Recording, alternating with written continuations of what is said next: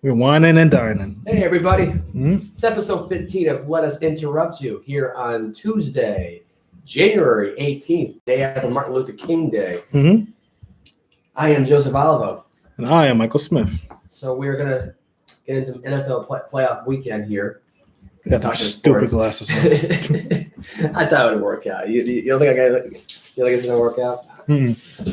So Wild Card Weekend was a crazy weekend, I would say. There was probably two good games, and the rest of them were like blowouts. Complete blowouts. Like if you thought for 1 second right now that you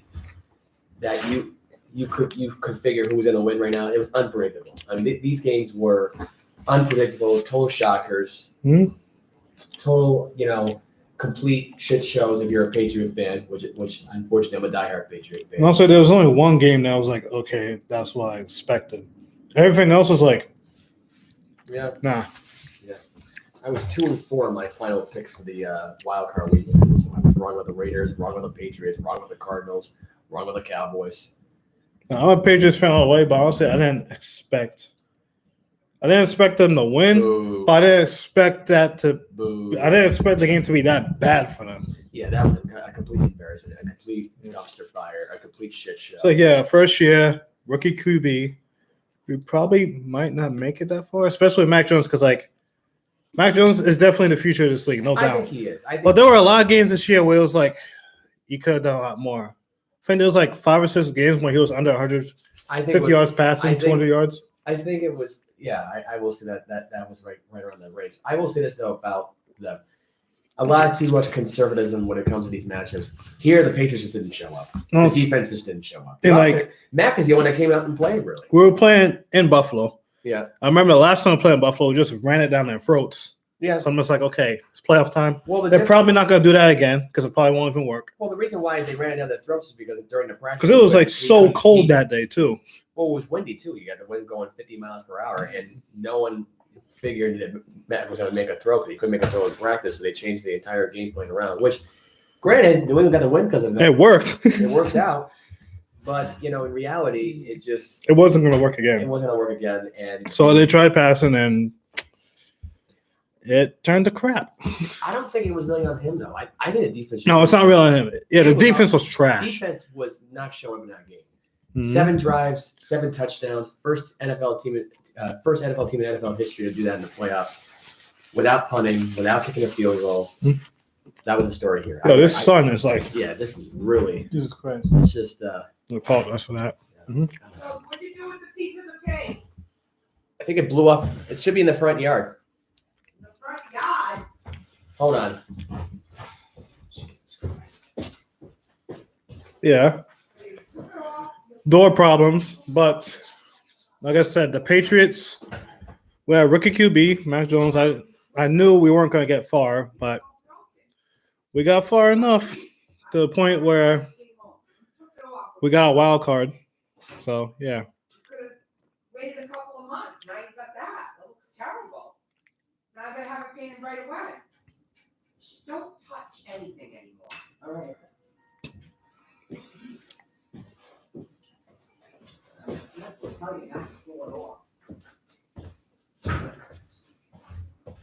Anyway. Yes. Actually, you want to restart it? No, I'm good. I'm good. I'll edit that out later on. Actually, I probably won't even edit it out. I don't know. Who cares? Point is, I'm a bad son. Anyway, yes, he is. Moving on. We're going to start off with the Bengals and Raiders. Bengals showed up and played. It was that simple. Joe Burrow was the star of the game. 24 for 34, 244 yards, 2 touchdowns. And now somebody else is trying to call me my phone. That's great. Nope, not answering the phone right now. Anyway, podcast, folks. I know. A lot of stuff like this happens. Yeah, it's simple. No one wants to leave me alone. They all want to my ass. Anyway, so what was I saying? Oh yeah, Burrow showed up and played. 244 yards, 2 touchdowns. It was the Joe Burrow show. Joe Burrow is now the face of Cincinnati. I'll say it now. He is the face of Cincinnati. There was a lot of controversy coming out of this game due to the one of the plays. It was early in the second quarter. Yeah. It was on the drive to 10-yard pass to Boyd. The whistle was blown.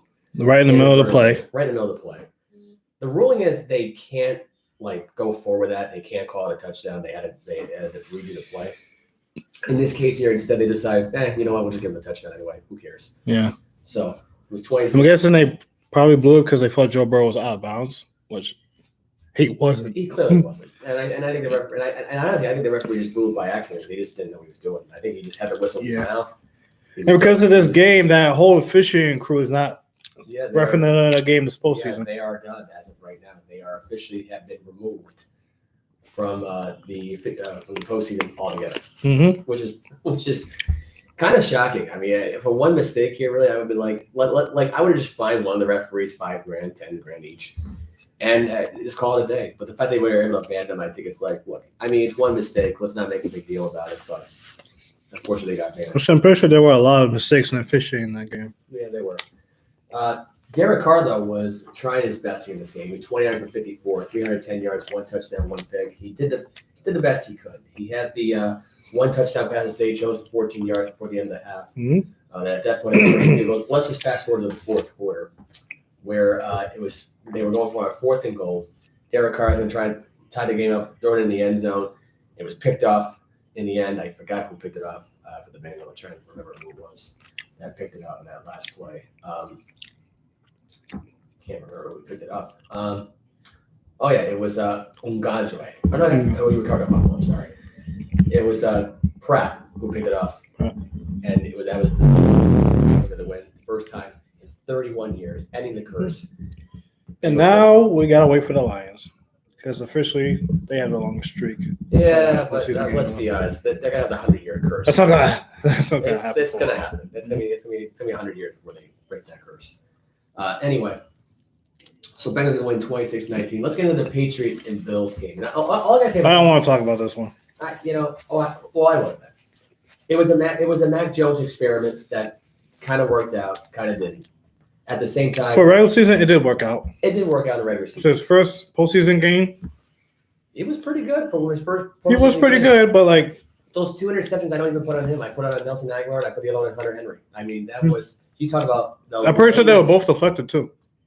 No, Micah Hyde made a dive for the pick. Oh no, the first one, because Nelson Aguilar was there. Yeah, but Micah Hyde came from the back and just snatched it. The second one, it bounced off of Hunter Henry's hands. You know what's really weird about that play from Aguilar? If you think about it, really, he knew the pass was going to him. He looked back for it before he even got to the end zone, and he turned himself around the wrong angle and let Micah Hyde come in. Now, if you would turn a different angle more to the left, he would have made the grab. Would have made that grab perfectly. He turned on the wrong angle, overshot his route, and let Micah Hyde make that insane diving grab for the interception. Which sealed the deal there because Buffalo had their next drive. They were already up 7-0. The Knox scored the 8-yard touchdown pass. Knox got the 11-yard touchdown pass right after that from Josh Allen. So it's 14-0. Singletary got a 3-yard run. Singletary got a 16-yard run after that one. It's now 27-0. Patriots get a field before the end of the half. It's 27-3. Start of the second half. Mac Jones throws an interception, which sets up another touchdown drive for Buffalo because Jawan Williams failed to cover Emmanuel Sanders. He gets it in for 34 yards. The game's now 33-3. Bills missed 2 extra points in this game, which didn't really matter because they were just running away with it anyway. Kendrick Bourne got a 3-yard touchdown reception from Mac. He also got a 4-yard reception towards the end of the game. But Buffalo after that one, 19-yard pass from Josh Allen. Tommy Doyle attacked for the touchdown, and the Bills get the win 47-17. I'm going to be honest right now about this Patriot defense. What the hell happened to them the last 5 or 6 weeks? They were garbage. They were garbage. They did not want to play in this game. They chickened out in the cold weather. And I got to be honest. Steve Belichick and Brian Belichick, the 2 sons, it ain't working out. I'm sorry to say it ain't working out. Gerard Mayo, look, he was too focused on his next coaching career because let's be honest, he wants out of New England as much as possible, as fast as possible. Head coach position, more money for him. Yeah. And I think the funny thing is Houston's going to take him. And I think honestly that's not what Deshaun Watson wants.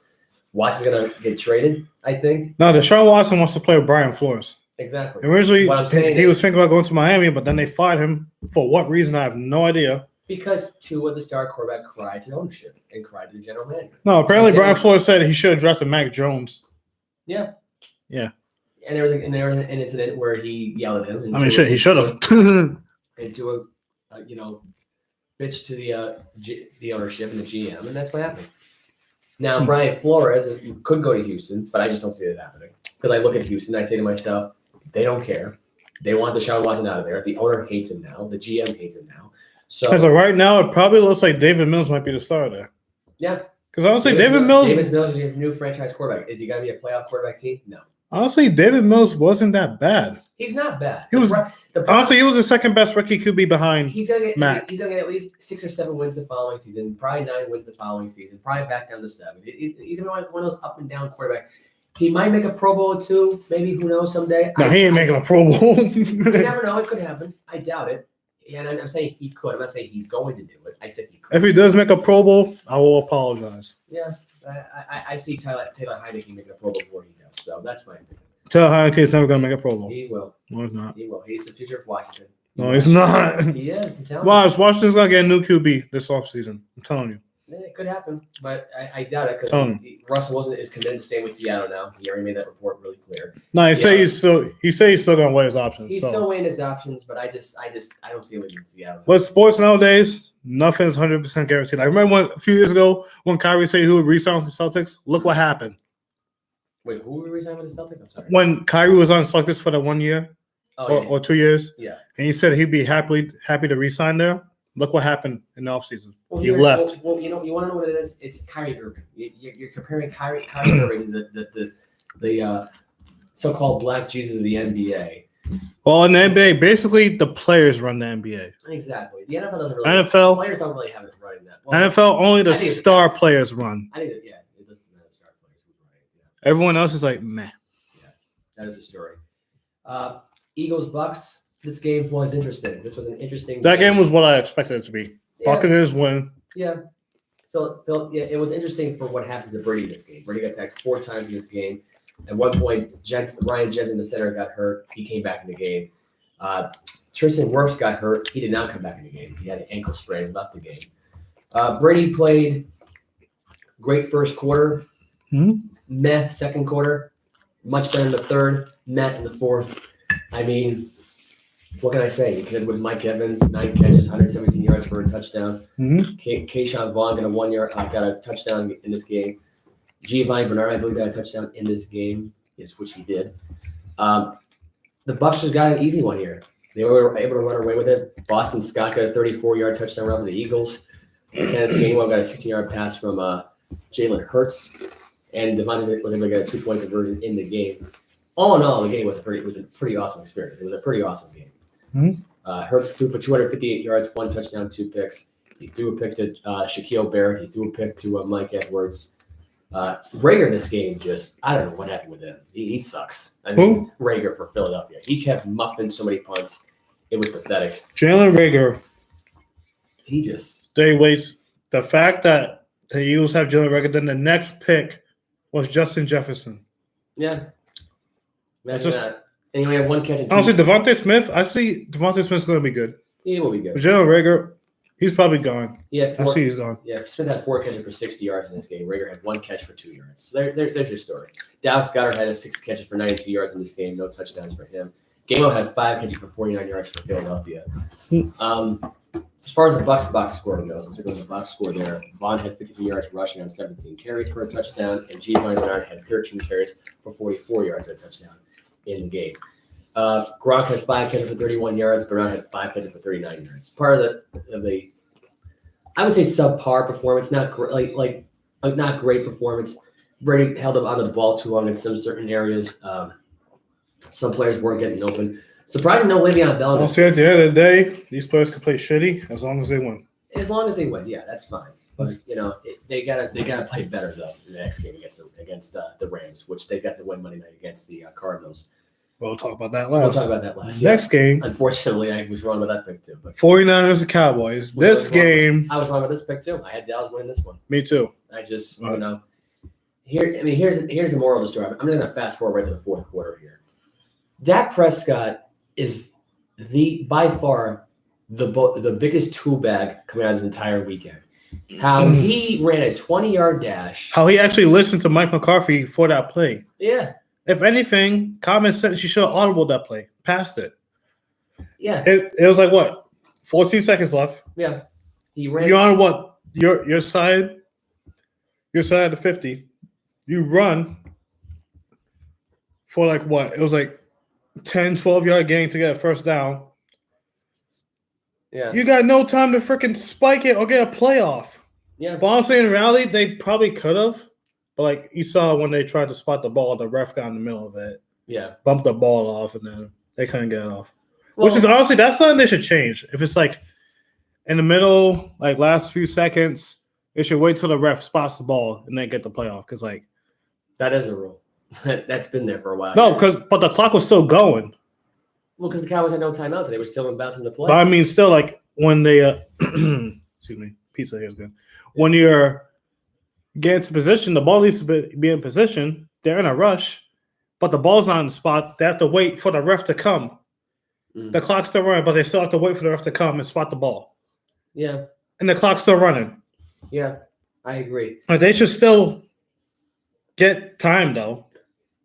Yeah, but like I would get it if the player ran out of bounds though on the left. If they ran out of bounds, the clock would stop. Yeah, because to me, like that. But in the middle of play, yeah, it was a stupid play call, but you should still probably pause the clock for a second because that's probably all it takes for them to spot the ball. Then get a playoff. I said no, they had to wait for a ref. They bumped into the ref while the ref was trying to spot the ball. Well, Prescott's an idiot.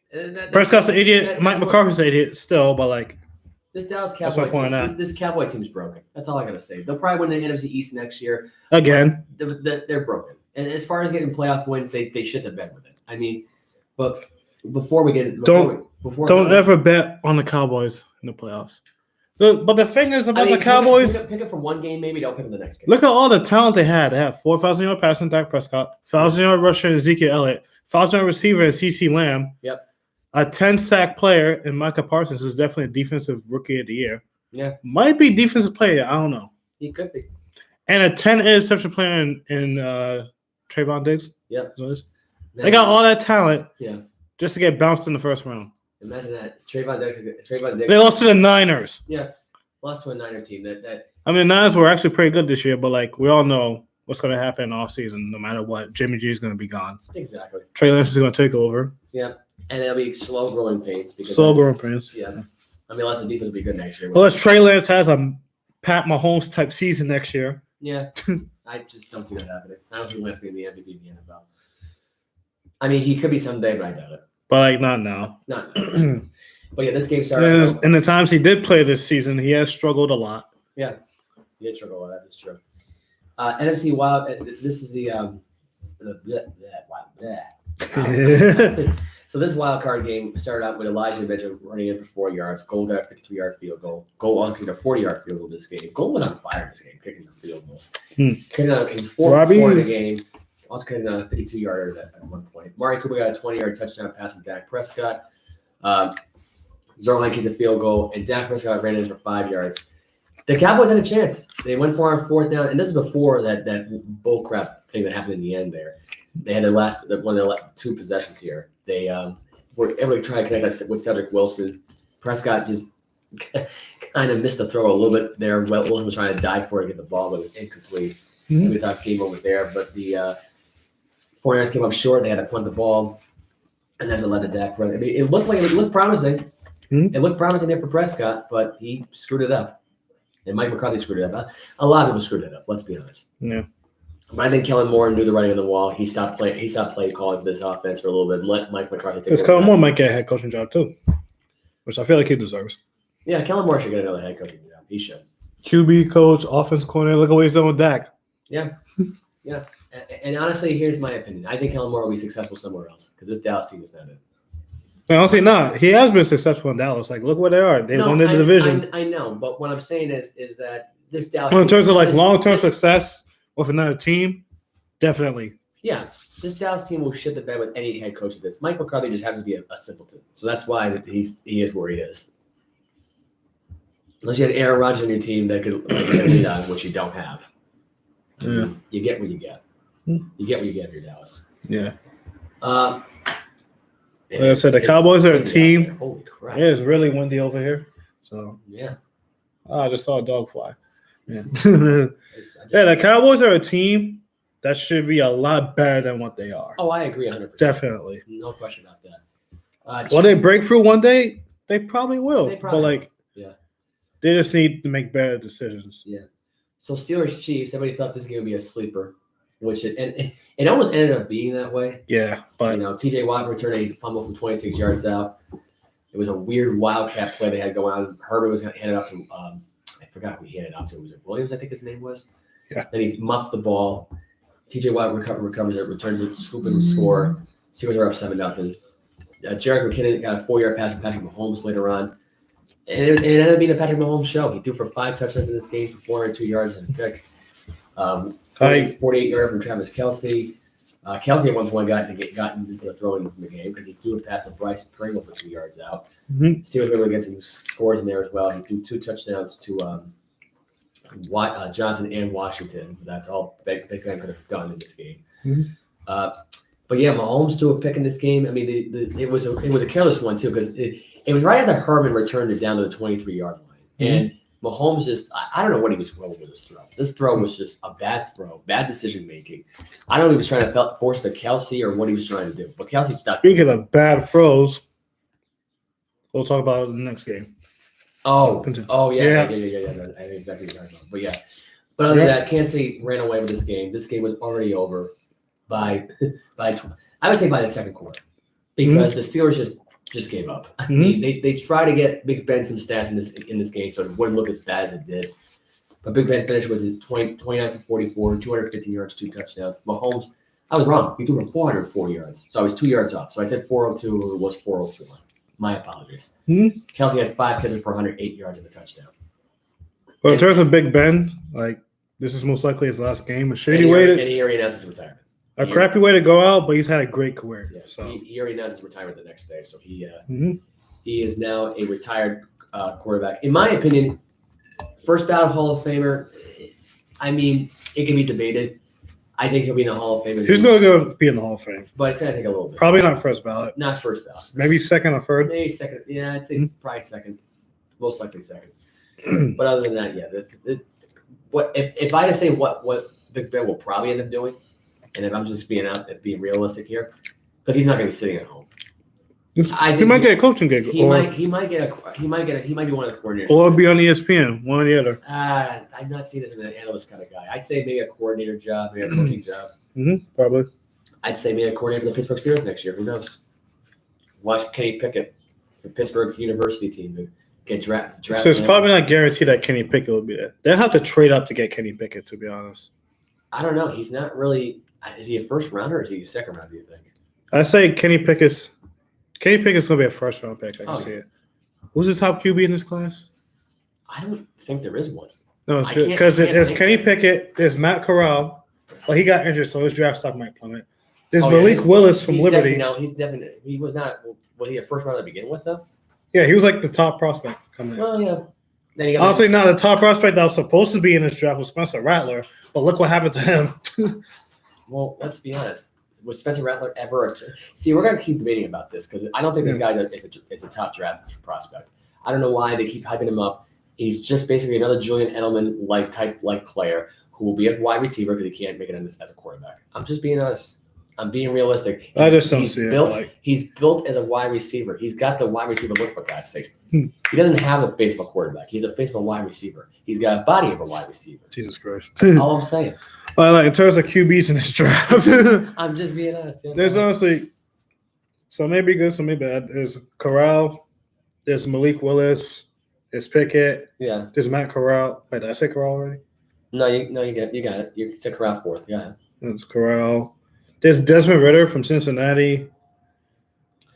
Is he more of a running quarterback? There's that other QB that we were talking about. That wasn't Zeppe from. Is it Bailey Zepp or is it his name? Is Bailey Zeppe who likes FCS records? Iskapipi? I don't know his name. Zeppe.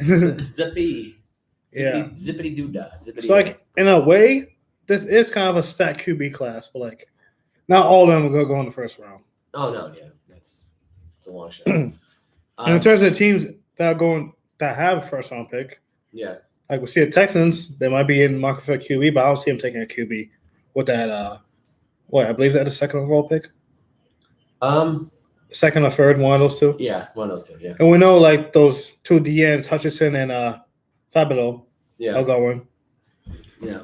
And there's also an old lineman from Alabama, Evan O'Neal, I believe. Yeah. It's going to be a top 3 pick. Yeah. Moving on to the Cardinals and Rams. All I got to say about this game is that it's what the hell, Cardinals? Just what the hell? They just did not show up. After Kyler Murray threw that whopper of a pick in the second quarter. By the way, that was probably one of the worst picks. I mean, was he just trying to throw it like you're in the end zone? You're like, okay, in reality, you should have just took the sack. Well, would have been a safety. No, because like he was still in the pocket, so either way he loses. Because if you try to throw it out of bounds, it touched on the ground in the end zone. No, he was out of the pocket. He was running out of the pocket, and he. Oh, he was still in the pocket. He was still within the tackle zone. No, he was out of the pocket. He ran right out of the pocket. He ran. What happened was he was here, and he ran out to here, and he threw it like this, like a frisbee, like this.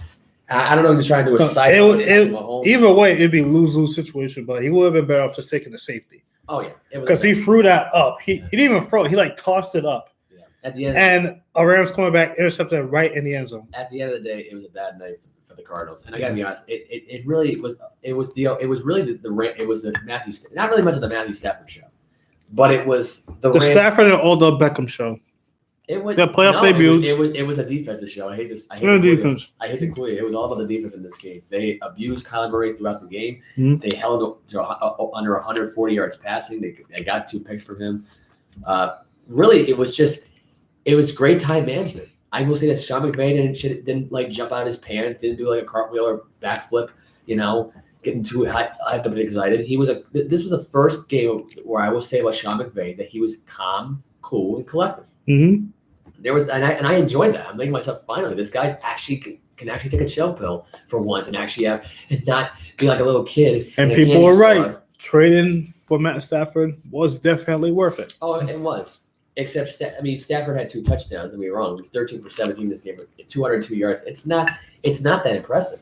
It was really about the defense of this game, but defense that was really overlooked throughout the season because basically it was about that offense. Mm-hmm. And everyone was saying how their offense is so hyped up and no one could stop it. There was times where they could be stopped. There was times where Stafford was limited.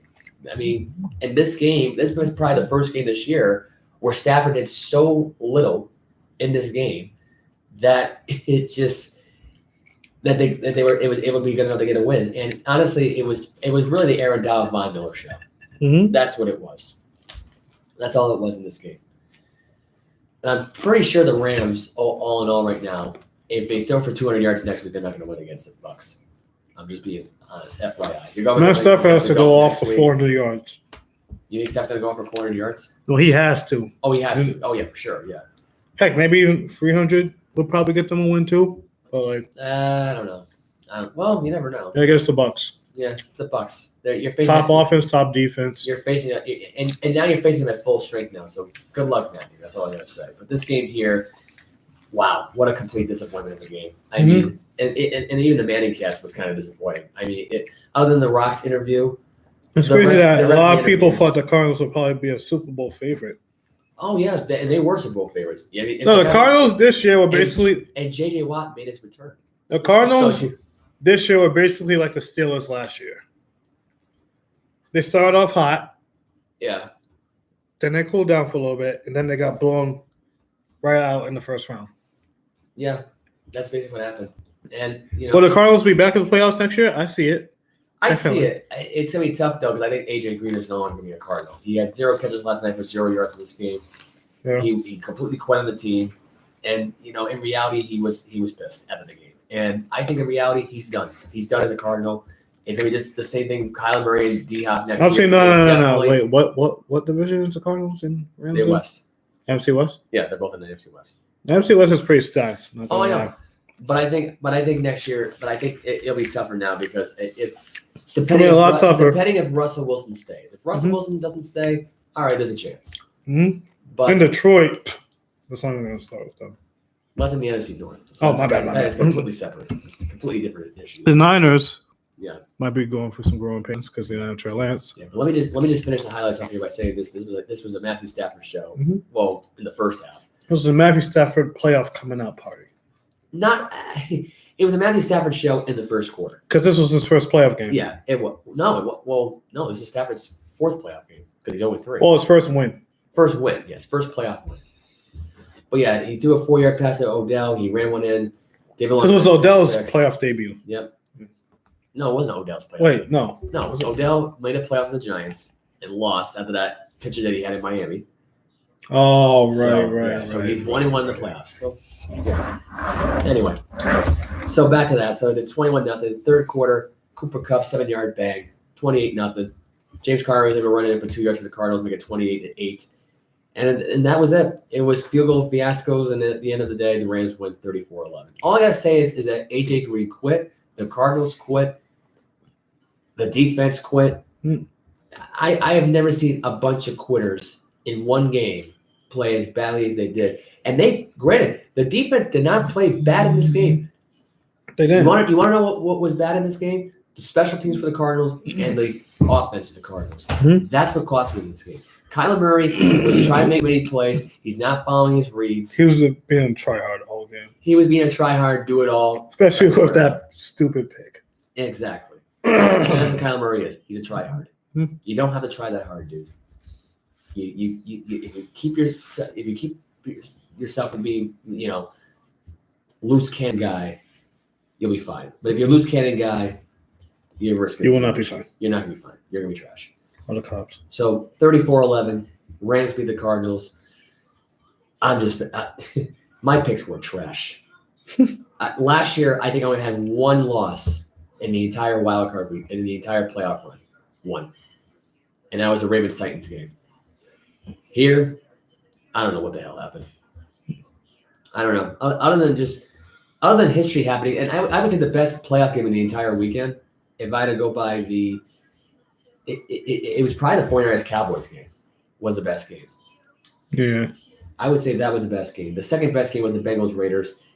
The rest of it were just meh. Nah. And maybe Tampa Bay and Philly I'll give credit to. I'll give credit to that game. That was probably your third best game. The least best game here was your fourth best was the Steelers Chiefs game. Fifth best was the Patriots Bills. Based on the shock value, I would put this dead last if I could, but I'm not going to. And Cardinals Rams, who just disappointed a lot of people. Completely the biggest letdown for a Monday night wild card game. Complete letdown. Complete disappointment. Complete no-show by the Cardinals. The Rams were, I guess they were so conservative in this game, it didn't even matter. But if you're going to be conservative and you still get wins, you better hope your defense comes out to play the next game and the next game after that. That's all I got to say. Anyway, so we got some stories. We got some news besides the playoff wildcard weekend. We got some news with the Celtics yesterday. They got their win over the Pelicans, 107-96. It was a good day for Martin Luther King basketball. Not much. The main focus was the NFL. Mm-hmm. But we might as well bring up some NBA action. We might as well bring up some stuff that happened in the NBA yesterday, which was the Celtics beating the Pelicans 104-92 yesterday. It was a great showing by the Celtics. They started out down by 11. I'm thinking to myself, they're already down by 11 to the Pelicans already at the end of the first quarter. They had a great second quarter, great second half overall. They outscored their opponents by a grand total of 65-46. So great showing there. Tatum, good showing here, shooting 50% in the game. He had about 27 points, 9 for 18 in the game. Still over 4 for 3. Too many 3-pointers. Too many missed opportunities by the Celtics still in this game, but it didn't matter. They played the Pelicans. The Pelicans suck. I mean, Brown had 23 points. Schroeder had 23 points. Tatum had 27. Williams had 10. And Horford had 12. And the bench in this game really was a non-factor here. It was really about the big three here, which I can't believe I'm actually saying this, but it's Tatum, Horford, and Brown. That's your big three of the Celtics right now. Yeah. Do I feel happy about that? No. Do I feel grateful about that big three look? No. Do I think they're a playoff team? No. Yeah. Nah, they're probably gonna sneak in the playoffs. There'll be a play-in maybe, but I have no confidence. I have no faith. I have no faith. You know, I'm glad they're trying to convince us otherwise they can play together, Brown and Tatum, but that just I feel like they can. they They just gotta be more consistent. exactly. They've been consistent up to this point, which is And one thing that has sucked about this team is consistency. yeah. And for once, they were actually good defensively without Marcus Smart. If you look at the talent on this team, they should definitely be better than what they are. Oh yeah, for sure. There's no question. There should be a championship caliber team, but like I don't know what the hell's happening. Yeah. And it's frustrating to see as a Celtics fan. The Pelicans in this game weren't really that great, although Off the cops. Lennon points. He had 22 points in the game. He was 9 for 17. He's 2 for 6 for 3, which is good, I guess. Brandon Ingram, not so great. 6 for 19. 0 for 4 for 3, 15 points. What can I say? The Pelicans suck. The 16-28. They don't have Zion still. Zion. Zion. I think What the hell is happening with Zion? He's trying to pull a James Harden. I think. I'm convinced of it. I'm convinced he wants out of New Orleans. I think he thinks this team sucks. And honestly, I agree. They suck. They suck. I mean, you know, if you want it, Heck, Ingram should want out too. what's the trade? Great. Yes. Don't eat yourself and fatten yourself up. Honestly, James Harden didn't even do that. Yeah, he wore a fat suit. He just wore a fat suit. Exactly. You know, and he fooled everybody. You know, but I don't understand the mentality here. So you got to act like a diva to ask for a trade. Why can't you just be like a grown-up adult and just say, listen, it ain't working out here. I'm not happy here. I like the opportunity for playing for you guys. I don't want to leave you guys in a bad note, but can I request for a trade? It's not that hard. They all run the league anyway. So why go through all the trouble and make the Zion's still in his rookie contract, so I'm just talking about in general. he has power, but he doesn't have that much power because he's still under his first contract. Yeah, but I think rookies get traded sometimes all the time. Sometimes, I mean, they do. But that's under different circumstances. But if Zion wants out of there, I think Zion should rookie or not. Like Zion's been in the league for like what, 3 years? About 3 or 4. I think he was the number one overall pick in 2019. Yeah, this is probably his third year. I look at it like this: you should have more say, even in your third year of a rookie contract. Even if it's a rookie contract, you should have more say. Maybe the first 2 years, not so much. In your third, yeah, I think you should. No, he won't have that much power. When he becomes like a fully fledged superstar, that's when he gets power. Oh yeah, but since he's still under his rookie contract, he does have an all-star under his belt, which is great. Yeah, he doesn't have as much power as like LeBron or Kyrie or. Oh, LeBron! Hey, LeBron runs the league. Believe me, LeBron had power in his rookie contract too. The only reason why he didn't want to leave Cleveland is because he loved Cleveland for whatever reason. I don't know what the hell. He's from Cleveland. He was born and raised in it. Yeah. And he wanted to bring. I know he wanted to change the culture in Cleveland. But and you want to it's still the same 20 years later because he's now in LA now. Right back. No, actually, it was changed for when he was there. It was. He did make that team better. He did. But then he left the first time because they weren't being as successful as he thought they would. Came back. Yeah, but won. It's his job though. Then he left if again. You want to be the face of your team. It's your job to take your team So there. right now, Zion is the face of the Pelicans, but he's doing a really crappy job. Zion. But Zion could definitely still go out and perform at all-star level. Yeah, if he wasn't 400 pounds. I say even with the way he can still perform, because like at 400 pounds. I mean, you see, he could no muscle mass. It's just he has a high vertical for someone who's near 300 pounds. Well, yeah, because he's got. I mean, he just needs to work on his shooting. Then he would probably. Most people say he would be the next LeBron. Let me put it this way. So right now, I don't see it. He's like a jacked up version of Big E, or like a fat version of Big E from WWE. And I see that.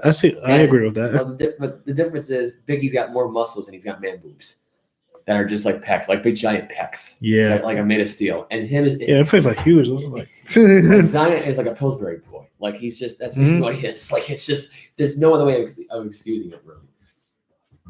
Anyway, Suns get the win over the Spurs yesterday, 121-107. This was Booker off. Booker went up in this game, had 48 points, and this is after his little episode that he had against the Raptors. The Raptors mascot, that was hilarious. Where there was no fans there, no like you're mad about the mascot, like grow up, buddy, like you know what I mean? Screw up. Hey, that mascot owes me money. 18 for 33 in the game.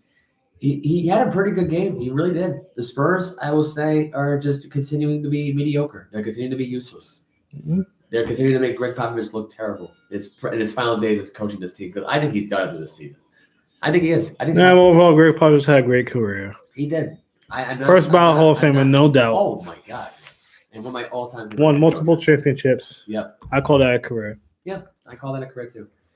Chris Paul again had 15 points, 7 for 12, 1 for 4 shooting, 12 assists in this game. He had a double-double. So there you go. Crowder, 8 points, which lame. If you asked me, but really it was all about Booker in this game. Booker, it was a Devin Booker show in San Antonio. I don't know if it was. You think the Suns will make it back to the finals? They're not gonna get by Golden State. They're not gonna get by Golden State. I think Golden State is gonna take themselves to the NBA Finals, and they're gonna face the Bucks, and they're gonna beat the Bucks. They'll make it to the conference finals, maybe. You think the Suns are gonna beat them? Nah. No. Okay. I didn't think so. The Warriors got Klay Thompson back. No one's stopping them. Exactly. No one's gonna stop them. It's just like it was 3 years ago. Exactly. Or 2 years ago. Whenever the last time. Yeah, it was like 3 years ago. So the Bulls continue to struggle. Their losing streak continues to happen here. They just now, I believe they're now their 4th straight loss, I believe, or 5th straight loss. Wait, who the Bulls? Yep, they are. I think this was their 5th. They lost to the Grizzlies, who might be the best team in the league right now. Yeah, not really, but like they're definitely a top team. Yeah, they're definitely. I think. All because of Ja Morant. I believe they're the 3rd seed. Ja Morant is literally carrying that team. Yeah, they are literally in the 3rd seed now in the West. Like, who's the second best player on the Grizzlies behind Ja Morant? Behind Ja Morant? All right, I'll tell you who the best players behind Ja Morant. It is Jackson. Oh yeah, Jaren Jackson Jr. Yeah, that is your second. And then best behind them, I would say behind them was Bane. Yeah, Bane is amazing. Bane, Jackson, Morant. That is your big 3. That is your danger. That is the big 3 right now for Memphis, I think. Your big 3 for Golden State: Klay Thompson, Steph Curry, and Wiseman if he ever comes back. No, I still say and for Phoenix, Draymond Green is still. For Phoenix, it's Ayton, Chris Paul, and Devin Booker. That's your big 3. No, the big 3 for Golden State is Curry, Thompson, and Wiggins. Because Wiggins, yeah, scratch that. Yeah, Wiggins has been. Scratch what I just said. It's a potential spam. I know. I got spam calls. I mean, I can't stand people. Yeah. Stop calling me. Not interested. Not interested to hear about your plans for solar panels and woke communities. I don't want to hear it. I don't give a crap about woke communities.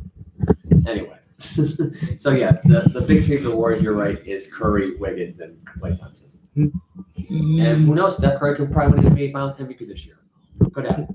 Is it gonna happen? I don't know. As long as Klay Thompson doesn't go off in the finals, it's just like I think he should just for the heck of it. You know, what's probably yeah. What's probably gonna end up happening is that there'll be like a game 7, and like he'll go off in the game.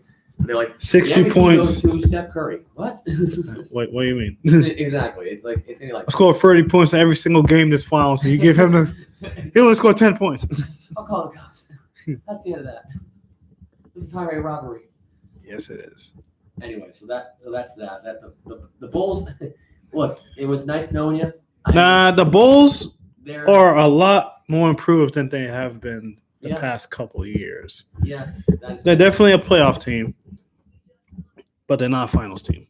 No. Heck, they may not even make it past the first round, depending on whoever they face. I disagree. I think. Well, actually, yeah. I think they get by in the first round. The second round, they just get shut out. Who will they face in the first round? First, let's put it this way: they'll be probably number 2 or number 3 seed. They'll probably end up facing the Cavs, or they'll end up facing the Hornets. The Cavs have been really good, surprisingly. Yeah, surprisingly good. But I think if they face the Cavs, I think they sweep the Cavs. Definitely. I think if they face the Hornets, 6-game series. If they face the 8th seed, which will probably end up being the Knicks, they'll probably make that a 7-game series, and they barely get by the Knicks. The Knicks? Yeah. The Knicks still suck. Okay. You think the Wizards are going to make it over the Knicks? Yes. Actually, wait. What's the Wizards record right now? Wizards, I believe, right now are an 8 seed right now, and they're heading in a downward spiral. They keep constantly losing. Yeah, they're not going to make the playoffs. Exactly. Thank you. And no, the Boston Celtics won't make the playoffs either. There'll be a play-in. They'll get eliminated. They will. Yeah. See, make it. He loses. They will make it. Oh, you think they'll get in as a 10 seed? So they'll be the first 10 seed? They will make it, but they won't get past the first round. That's the way I see it. So they're going to lose to actually, you know what? I have Milwaukee being the number 1 seed. So Milwaukee will probably surpass Brooklyn later on in the season. They'll surpass the Chicago Bulls later on in the season. They'll be the number 1 seed. If they face the Celtics, they'll sweep the Celtics. Yeah, they'll probably sweep them. But I just don't see that happening. I don't see the Celtics being a playoff team this year. As good as they are, they're still inconsistent. They still got a lot of problems. Marcus Smart will hold them back. Ime Udoka will either explore them or be soft with them. Listen, Because Brad Stevens really runs the show. I'll call the cops. Because it's like 1 week, it's like, and this is the thing. I think that Brad Stevens was a mistake as a GM. I'm going to tell you why. He doesn't want to be the GM role anymore. Also, I feel like Brad Stevens should still be the coach. He does. He should have still be. Let's be honest. He doesn't want to be the coach for this team. He doesn't. He took the Boston market because it's easier money to make. It is. There's a lot of things you can make in the Boston market. The green teamers, for God's sakes, give this team more hope. They're like the, the pesticides that are in my basement. That's what that green teamers are like. They're like pests. They're like pests. They're pains in my asses. So, but anyway. So, actually, the Wizards I will say one good thing about the Wizards is they beat the Sixers last night, 117-98. They're 20. I'm just waiting. What do you mean? Excuse me. I'm just waiting for Ben Simmons to get traded already. Like, Jesus Christ. He might stay out the whole season. I think he's going to stay out the whole season. I'm convinced of it. Just like what Deshaun Watson did, but that's totally different circumstances. Yeah. Ben Simmons just being a little whiner. Like Joel Embiid calling him out. And that's the only reason why he wants to be traded. Because he wants to be away from the big goofball, even though the big goofball got you 32 points last night. Still wasn't enough for the Sixers to win, though. Sixers, in my opinion, I will say this, though. They're just another version of the Boston Celtics that just can't get by. That's all they are. As good as they are, they're just not that great. They're a margin better than the Celtics, but they're not as good as people think they are. And it showed last night. It even showed in the fourth quarter when they were outscored 26-15. So there you go. I mean, they are a hopeless team with a coach right now who does not want to retire, who I don't think should retire, Doc Rivers, but he just, I don't know if they're just trying to make him retire and they're just trying to be shitty every week.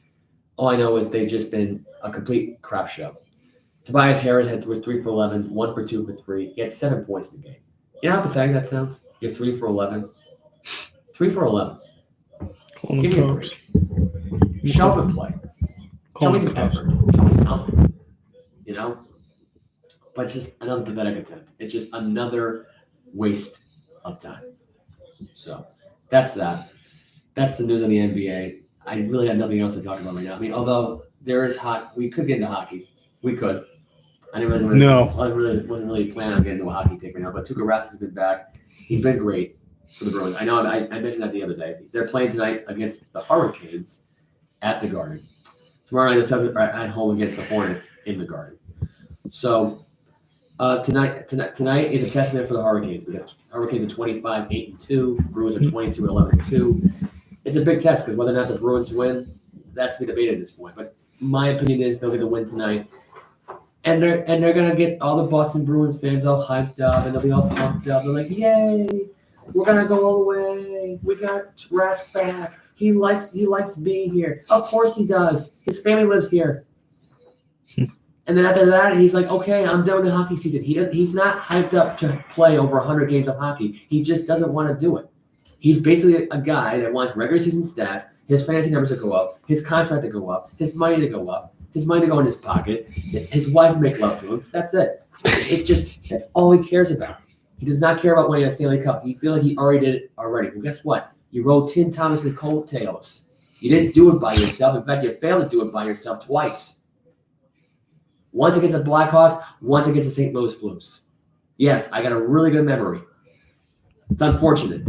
I got to be a constant reminder to all you Boston Bruins, yellow and black teamers, which is what you are for a Bruin lover. If you're a Celtic lover, you're a green teamer.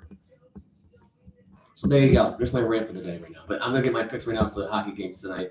Bruins beat the Hurricanes. Blackhawks and Oilers are postponed again. Gee, what a shocker. Canada can't get out of their own way when it comes to COVID. Sabres and Senators going on tonight. Both sub games. Nobody cares. But I'm going to go with an upset pick for Buffalo because what the hell. Jets Capitals tonight. Winnipeg playing at Washington. Washington wins. Washington's a better team. Better goaltending, and he still got Ovechkin. Next game, Islanders and Flyers. Another suck-bag game. Who cares, right? Who cares? I do care. You know what? Because Philadelphia's going to beat New York because the Islanders suck. Okay, Canucks and Predators. Predators are going to beat the Canucks because they're a much better team, much more talented team. They can score a heck of a lot more than Vancouver can. Montreal, worst team in hockey. Oh yeah, they are. No shit. They're 7-25-5. Dallas Stars 18-15-2. Let's go. Okay, Dallas will get the win. Calgary beat the Panthers. Lightning will beat the Kings because the Lightning are a much better team. Yeah, that one's going crazy. And that's it. That's my pitch for tonight for hockey. I'm gonna give myself a round of applause. Anyway, so I got through that. So I got through that hockey quickly as possible because we got some other stuff to cover. We got a lot of stuff to cover. We got a lot of stories. We got a lot to digest. I just digested the wild card weekend. We got to talk about. Let's see. Impractical Jokers. Let's just start off with this one. They were pulling episodes from their TV series on True TV and from HBO Max because apparently there was a controversial issue that involved Joe Gatto. In this case here, Joe Gatto, I guess, was caught in compromised situations, and I guess the wife was not happy about it. It actually got to the point where him and the wife separated. So Betsy Gatto, who is Joe Gatto's ex-wife, they are now separated. There were the handful of episodes that had been reportedly removed from True TV. This is according to the pop culture website. This is from Daniel S. Levine. So here's your story. They've been removed from True TV's website and HBO Max. The changes came following original cast member Joe Gatto decided to leave the show to focus on his family at the start of the new year. Well, the problem is the show was a constant problem. I guess in the Gatto family, the Gattos were just figuring, well, you know what, this is not a good thing. Let's just end this right now. But it didn't matter because the wife left him. So he left the show to focus on his family and start the new year. Gatto is a co-founder of the Tenderloins, alongside with fellow Impractical Joker co-star Brian Quinn, James Murray, and Sal Vulcano. Back on Pace Magazine reported that True TV already removed Gatto's name from several episodes, with Gatto's compromising situations were pulled from True TV's site and HBO series. The clips were also taken off True TV's YouTube channel. One episode was removed called Ball Shih Tzu, which basically had Gatto hiding in a massage chair. And yes, he was groping people. Okay? That's all it was. It was actually not even meant to be groping people. He was giving people massages in a massage chair. He was inside a massage chair. That's where Bayamba, the 500-pound sumo wrestler, crushed the crap out of Joe Gatto's legs. We all saw that fat bastard get in that massage chair. But anyway, we had Dream Crusher, which featured a challenge where he was asked to kiss strangers in a food court. To me, it's part of the show. It's not like Joe Gatto pulled a Bill Cosby. You know what I mean? He really didn't do nothing. This story to me is outrageously stupid. I think now Joe Gatto being removed from the show, basically, which is what's been rumored right now at this point. On New Year's Eve, Gatto was announcing plans to leave the show. And here's my theory. Betsy Gatto killed Impractical Jokers. She killed the show. Joe Gatto was the whole getup of that show. The guy who had balls. All this was Joe Gatto at his best. Putting on things for entertainment purposes. And the reason why I think there won't be a season 10 anymore now at this point is because how can you do it? How can you do it? It's like the Beatles with just Ringo Starr on there. How can you do it? How can you do it? How can you actually continue this percent? Unless you're gonna call yourself the Beatle, right? That sounds stupid, right? We're gonna call it this called the Three Musketeers now, the Three Jokers, the Three Stooges. You're gonna take the Stooges name now? This was a mistake. True TV now lost a popular show. I think they lost half the fan base here. HBO Max could have made tons of money for these guys and their royalties. Their royalties are now gone. There's no point for a season 10 because without Joe Gatto, it's not the same. It's a shame. It's sad. It's ridiculous that the wife who already has seen these episodes, he know what the guy did. It's not a bad thing of what he did. It was challenges. It was dares. It's like high school, middle school stuff that you do. Your friend dares you to do something, you do it. Nothing wrong with it. If it's harmful child play, if it was great for entertainment, great. I mean, the whole purpose of that show was comedic stand-up value. That's all this was. Betsy took it to a whole nother level. It actually got to a point now where Betsy just stopped falling in love with Jay. That's what happened, really. And Joe's trying to save his marriage, but what's there to save? The damage is already done. Your wife wants nothing to do with you. But co-parenting wise, when you have 2 kids, fine. But what is the point of trying to fix something that you don't want to get fixed? She knew about these episodes already. That's what drives me insane here. She actually was on the show at one point, and she asked me to remove from that. Why? At the end of the day, it's like, what was the point? You were on the show and you removed yourself from the show? Why? Because you kissed some strangers? And here's the thing. He never even went through the challenge. He ended up kissing his wife in the end. So what was the point of removing that episode? What was so controversial about that episode? When he never went through with it, never flirted with the girl, that's it. Even when he had the challenge of the pretend wives, right? He never really hooked up with the wife, told the wife how much he loved her, and he was uncomfortable with it. He didn't go through with it. So why are we removing stuff right now that isn't that compromising and at the same time kind of stupid? Why are you removing that from your content? If there's nothing controversial about it, what's the point of removing it? That is really stupid. And to me, this is what pisses me off. Because now at this point, you basically had a contract with these guys that's no longer valid, right? Like, what was the point? What was the point of removing yourself from the show? And think about this one for a minute. Betsy, I heard, declined on being on the show when they were on their lockdown thing, when they were all doing Zoom calls, because they had a chance to be on a Zoom call. It never happened. I don't know why, but she never really wanted to be on the show to begin with. I don't know if this is her way of saying I'm not willing to work things out.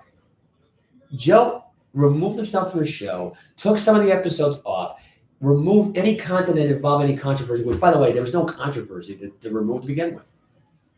And he did all this, and you still dumped the guy? You still asked for a separation? He's trying his best to put everything back together. I'm convinced Betsy screwed his whole career up right down the drain. Now he'll be doing some stand-up stuff on the side, but that could have driven more money for that family and probably for that kid's college fund. Both their kids. So I think that's pathetic. Absolutely pathetic. That you would do that to your own, just to drive your ex insane. What was the point of this? What were you getting out of this? A cheap throw for yourself? Pathetic. And there will be no season 10 because there's no point in doing it. Because Joe was your funny guy. And besides the fact, anyway, Q and Sal do the podcast Taste Buds, although that's really with Joe DeRosa. If anybody listens to that podcast, you can listen to it on Spotify. Shout out to Sal Volcano and Joe DeRosa and Brian Q. They do a good job. Q does his own stuff. He has got his own beer line, so he's successful with that. James S. Murray, I don't know what he's doing these days. I honestly don't even know. I know he's married, I think. Oh, yeah, he is married. That's right. He's married to Melissa Murray. Melissa Murray. That's her name.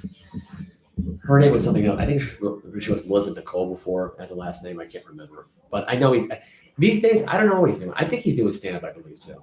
I'm pretty sure he is. I can't exactly remember what he was doing. But yeah, this right here, this news just pissed me off beyond belief. I know I don't rant about this, but go ahead. What's your take on the whole thing? Honestly, I don't even watch Impractical Jokers like that. What's wrong with you? It's a good show. But the whole situation just sounds so stupid. It is. To be honest. If your ex told, if you had a girl that told you, I wanted you off this show and we'll stay together, you do everything that you can. I want these episodes to be removed. But then after all that, she decides, I don't want to be with you anymore. Could you You're so stupid. It's just pathetic. And really, it really is a sad thing to hear that's what happened to this guy, and it pisses me off because you basically just made it harder now for him to make more money anywhere else to help for the kids' funding. Now he's doing some doggy stuff for his wife. I think they're doing a doggy shelter. I think, but other than that, it's kind of pathetic that if you wanted just to quit the show and just do the doggy stuff, just say that. Why go through all this crap? I don't get it. I don't get it. At the end of the day, it's frustrating. Greg Mcleroy, former Alabama quarterback, former New York Jet quarterback, was interviewing Kayvon Thibodeaux the other day. This is a controversial interview, apparently, because apparently Greg Mcleroy thinks Kayvon Thibodeaux is stupid and needs an IQ test. Here's your full. Oh yeah, this interview where it was like, where he was bringing up stigmatism, whatever the hell it was. He kept saying, instead of saying stigma, he said stigmatism. And I guess he said after the interview he needed an IQ test. This is what he said. This is what Thibodeaux said why he chose not to play the Griffin Tide. This is what it's quote unquote. If I go to Alabama, I'm going to win a national championship, he said. But I said, do I want to be a guy who's known as a national champion winner, or do I want to be a guy who's known for being a part of the greatest organization in the world? Meaning he wanted to be with Oregon. Okay, pause. Yeah.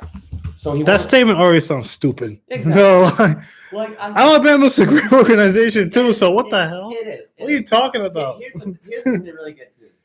This guy is saying that the Oregon Ducks are better than Alabama. Who, by the way, Alabama didn't they just win like 7 or 8 national championships? When was the last time Oregon won a title?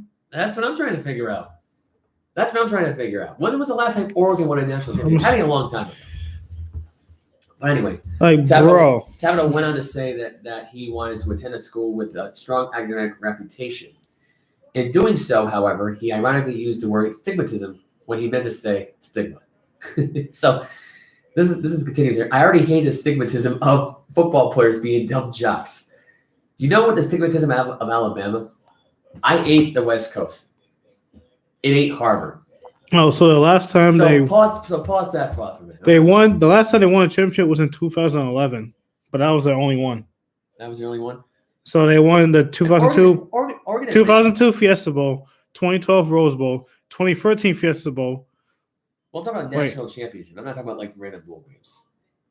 Yeah, they don't.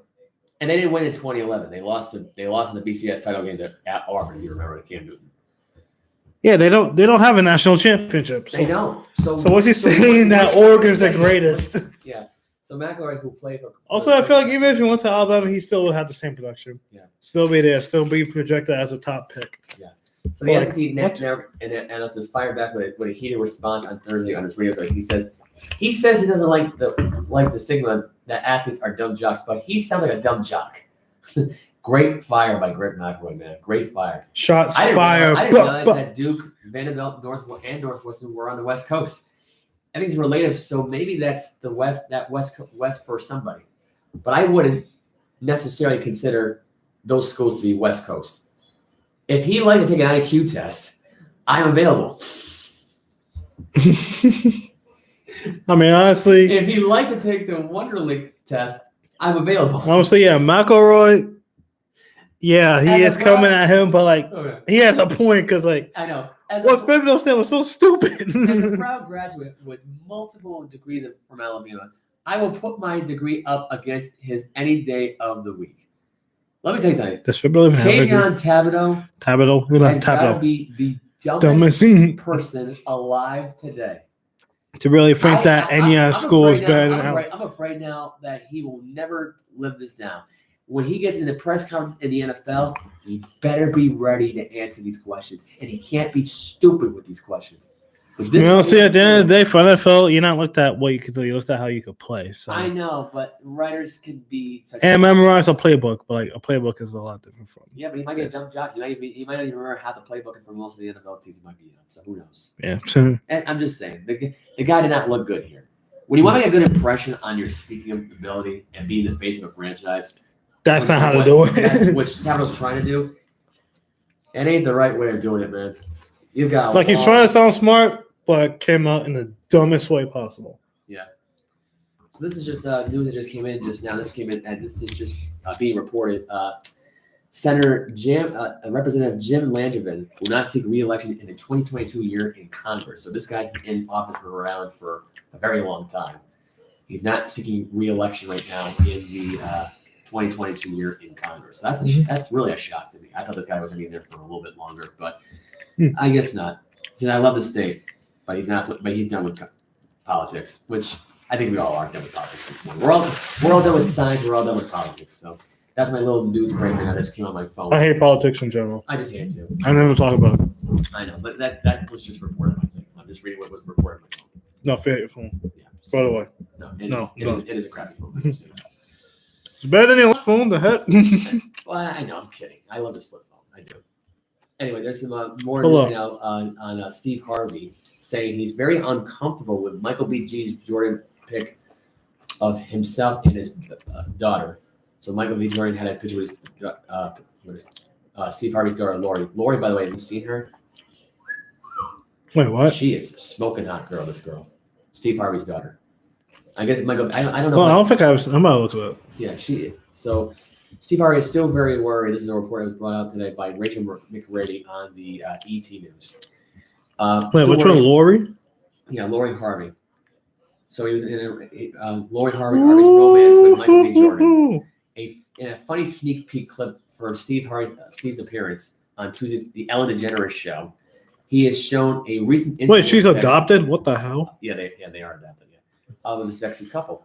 In the photo, Lori sitting. Oh, she's 25 too. I'm not with her arm around him. So basically, it's I'll be back. It's basically Lori sitting on his lap. Wait, where are you going? To get her, the hell? What's my doing? And Steve went on saying, quote, I've never seen this picture before. Steve says, staring at the image, I'm very uncomfortable with the picture right now. Not really feeling that picture.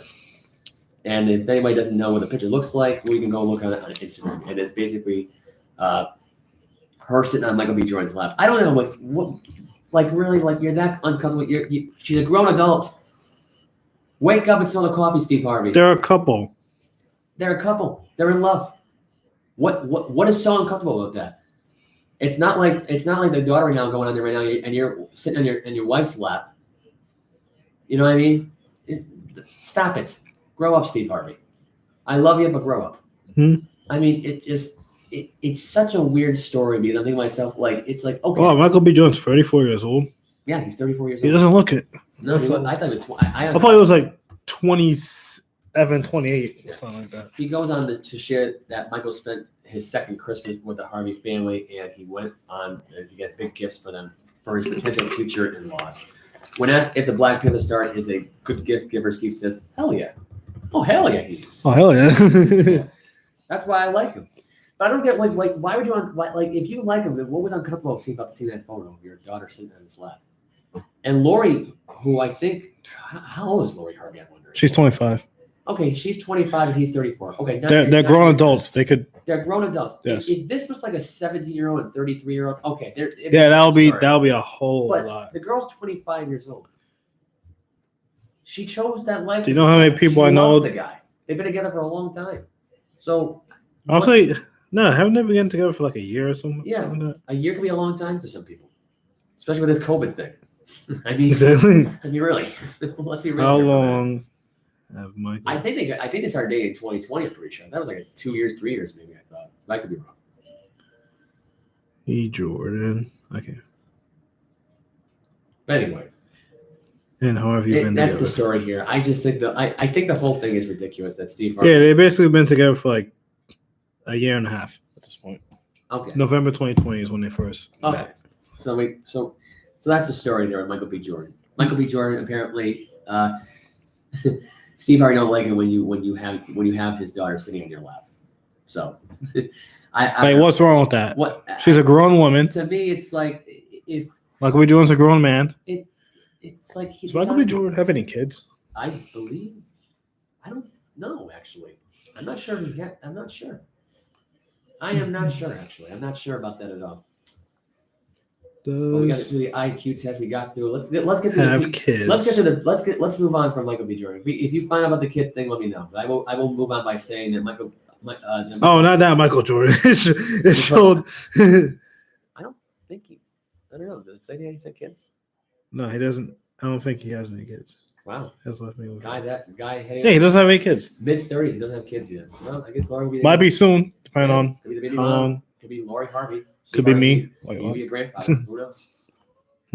Anyway, so here's your story now on the SNL. Pete Davidson making an SNL joke about not being better up after Kanye West's threat towards Pete Davidson.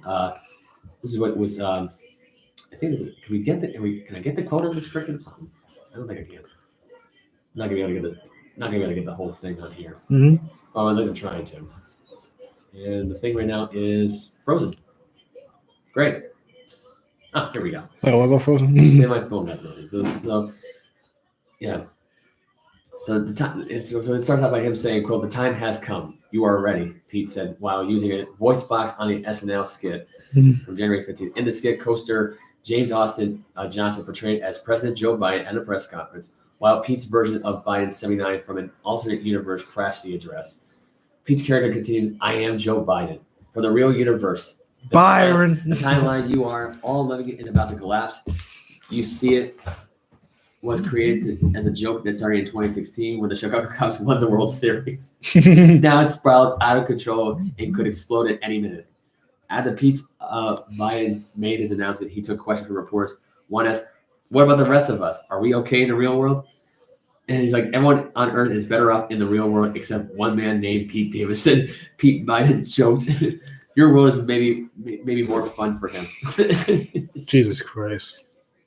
And this is just remarking right now because he was somewhat in a relationship right now with man, we have some bad lighting in here. Can I like Yeah. let me Really? we had to really bad. Oh, like that. Yeah. So, yeah. It'll do. It'll do. Almost done anyway. It's like complete darkness right now. I'm like looking at the screen trying to talk to myself in the camera, and it's just I can't even see myself. I can't. But anyway, I bring this up because I want him to answer this question: who won in the fight, Kanye West or Pete Davison? Kanye. I'm on the fence because I'm making myself like I think Kanye would just rap and fight. Look how crazy Kanye is. Of course I won the fight. Pete Davison, he's just stupid. Well, I mean, you never know. Pete Davidson's stupidity might actually help him. It could help him. Hit him with a pipe. If we had to see a celebrity boxing match and Pete Davidson and Kanye West, like you think how many rounds do you think Kanye would go? So like 3 or 4. Maybe. You're selling Pete Davidson short here. He might go 5 or 6 rounds with Kanye. He might. It might be like I don't know. I mean, I sense it. I really do sense. All right, we're gonna set up a celebrity boxing match right now. We should get Kylie and Kim Kardashian as the card girls holding up the round 1, round 2 stuff. Yes, that'll be amazing. That would be awesome. And Julia Fox holds up like a 4th or 5th round card. And then Black China comes into play. Oh, Jesus Christ, no. Hey, you never know.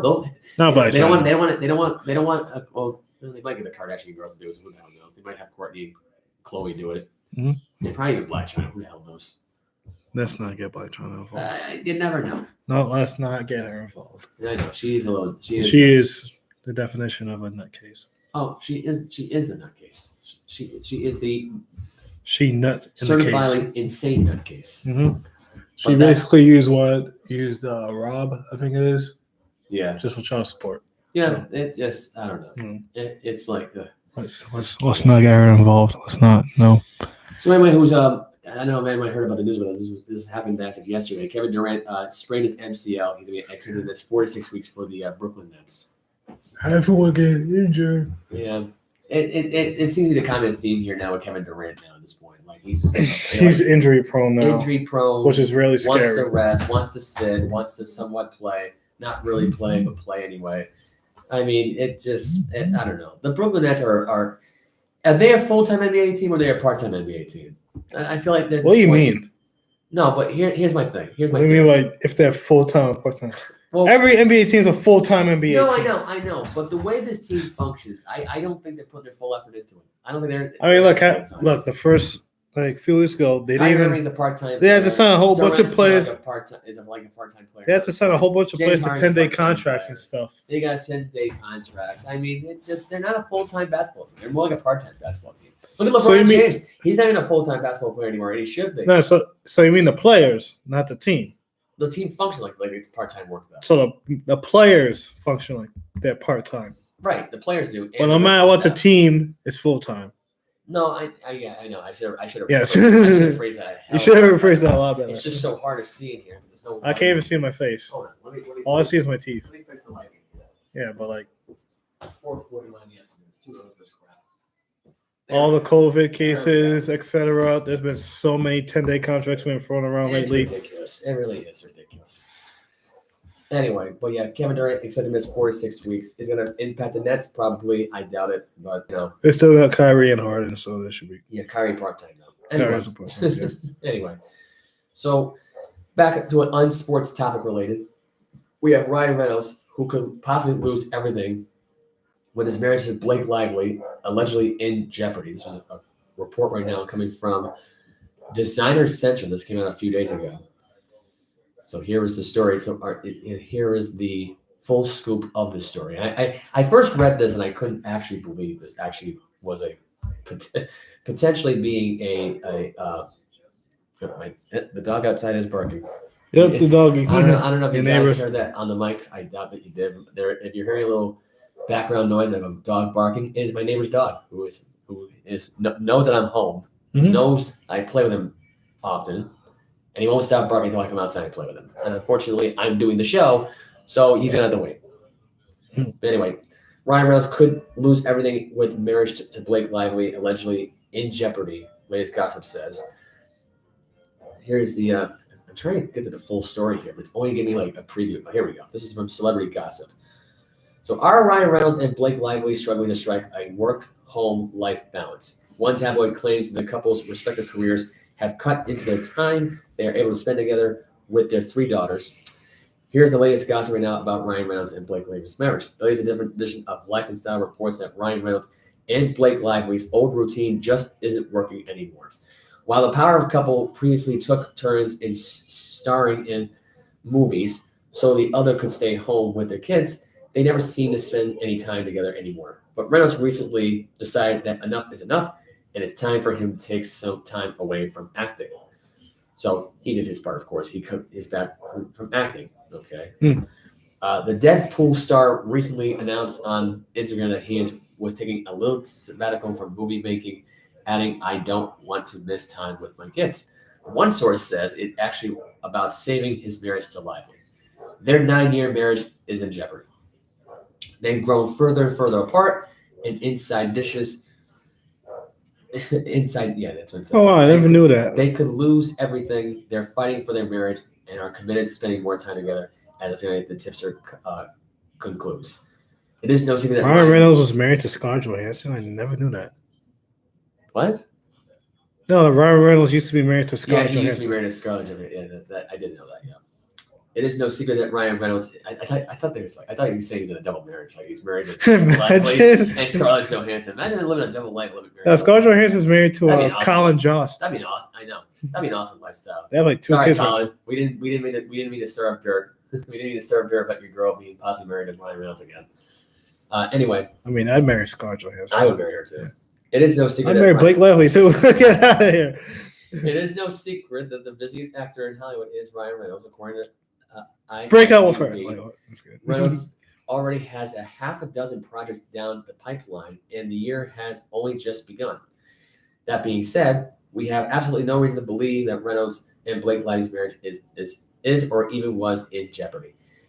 There isn't any evidence to support the tabloid story. There's been separate stories here, so it could be in trouble. It could not be in trouble. There's a lot of possibilities, but I look at it like this. If this guy's got a lot of projects down the line right now, and 1 minute he's saying he's doing this, and the other minute he's saying he's going to postpone it. I mean, I'll say it's good because he's making a lot of money. It is. It's more good for his family.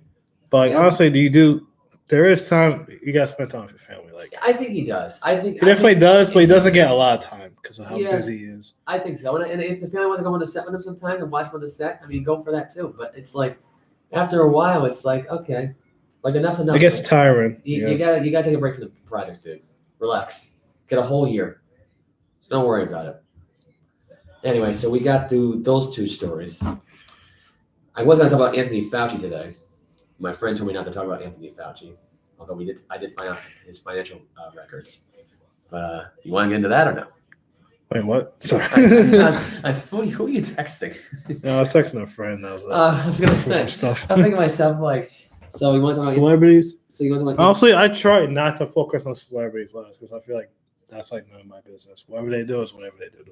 I know, but we're But like we're trying to get when you're a celebrity, there's no such thing as having a private life because you're a celebrity. Everyone knows who you are. Yeah. Apparently, Will Smith's having a little freak out moment. He's freaking out over ex Sherry Zampino's potential revelations on RHOBH. What? I don't know what that means. Oh, But here is the full story. This came out a few days ago, I believe. I'll call the cops. I can just get it on my phone right now. Blow it up right now so I can read you the actual story, the actual scoop. Hollywood houses some of the most popular and longest-lasting marriages today. Will Smith and Jada Pinkett Smith are one of them who have the kind of a relationship. But this is not the Bad Boy star's first marriage, as he was first tied to Charisse Zampino, which I knew they were married a long time ago. Although their romantic tie ended about 3 decades ago, rumors involving them continue to develop in recent times. The latest claims comes months after reports confirms Zampino's arrival to the new season of The Real Housewives of Beverly Hills, which that actually now I know what RHOBH meant. Now I really not realize that's what it stands for. Our sources told Life and Style that Smith is now freaking out because of what his former wife might reveal on the reality show. Can I just say something about Will Smith, man? What the hell happened to you, man? What is the big deal if your wife reveals about your love life from 30 years ago, right? Or stuff that happened that may have may not happen. That's all in the past. Like, It's like Jesus Christ. Like, who knows? I'll be back. It's just stupid. Quit. It's stupid because I hear stuff like this and I think to myself, like, what is the big deal? You know, there's no affair going on, right? There's nothing. And Will Smith has reportedly begged. There's an image I never thought I'd ever pictured in my head. Will Smith begging for something, begging for mercy. This is recycling. That's recycling, yes, it is. Has reportedly begged Charisse Zampino to remain tight-lipped about their failed marriage. What is the big deal? So failed marriage was 30 years ago. Which lasted for 3 years. However, insiders said that this is not likely to happen considering producers of the Bravo hit show are already, quote, orchestrating scenarios that may urge her to spill the beans. It also alleged that Zampino has pressured her to prove herself because she is new to the cast and production. Accordingly, she reportedly made revelations even if it means talking about the past with a former husband. The past is the past. I will say this though. What's the point? If it's trashing Will Smith with false allegations, that's fine. I can understand his nerves being here, but I don't get this whole thing. Yes. Will Smith remains to be heard and seen. Similarity is unclear whether the Aladdin actor is generally worrying over his ex-wife's potential spilling of the beans. Sources did not share any shred of evidence to support the story. Jesus Christ. Nevertheless, that Smith and Zampino appear to have a good friendship. Honestly, here's my opinion. If you want to talk about the failed marriage that lasted 3 years, so what? It was 3 years. It's not like Kim Kardashian's marriage to Chris Humphries, which only lasted 72 hours. Oh, yeah, that was terrible. Think about that failed marriage, okay? Oh, my God. Kim Kardashian, who was married to Chris Humphries. Who was a nobody. A nobody basketball A player. nobody basketball player, which nobody even knows what he's doing The only thing I remember from him in basketball is when he had that brawl with Rajon Rondo. He's probably hiding underneath the rubble that Kanye West knocked down his $4.5 million house. Yeah. He's probably hiding underneath all that rubble, okay? And maybe he's helping build Kanye West's new mansion that he has in plan right now for his kids. That's what probably Chris Humphries is doing. Either that or he's working for – you know what I think Chris Humphries might be good for? Chris Humphries could probably be a good real housewife husband on the show. That's what he could be for Beverly Hills. He looks like a simp anyway, for Christ's sakes. What is Chris Humphries? I'm gonna look it up. I don't know. But all I know is I don't see the hype of this guy. What is the point of the show? What is the point of this whole thing right now with Will Smith begging? They were married for 72 days.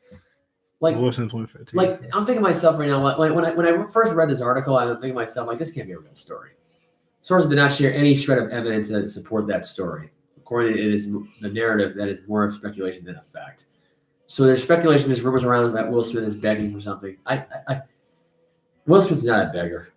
I hate to clue people in this whole thing. You're never going to see this guy on his hands and knees unless he's in a movie role that calls for it. But this is a stupid rumor. This is a stupid story. And it makes me think of like Chris Humphries and Kim Kardashian's marriage, because that's more of a failed marriage than Zampino. And first of all, Will Smith was very, very young and probably didn't realize that he wasn't happy in a marriage. He probably didn't even want to get married in the first place. You know, he probably thought, I gotta be with this girl. I think I'm in love with her, but I'm really not in love with her.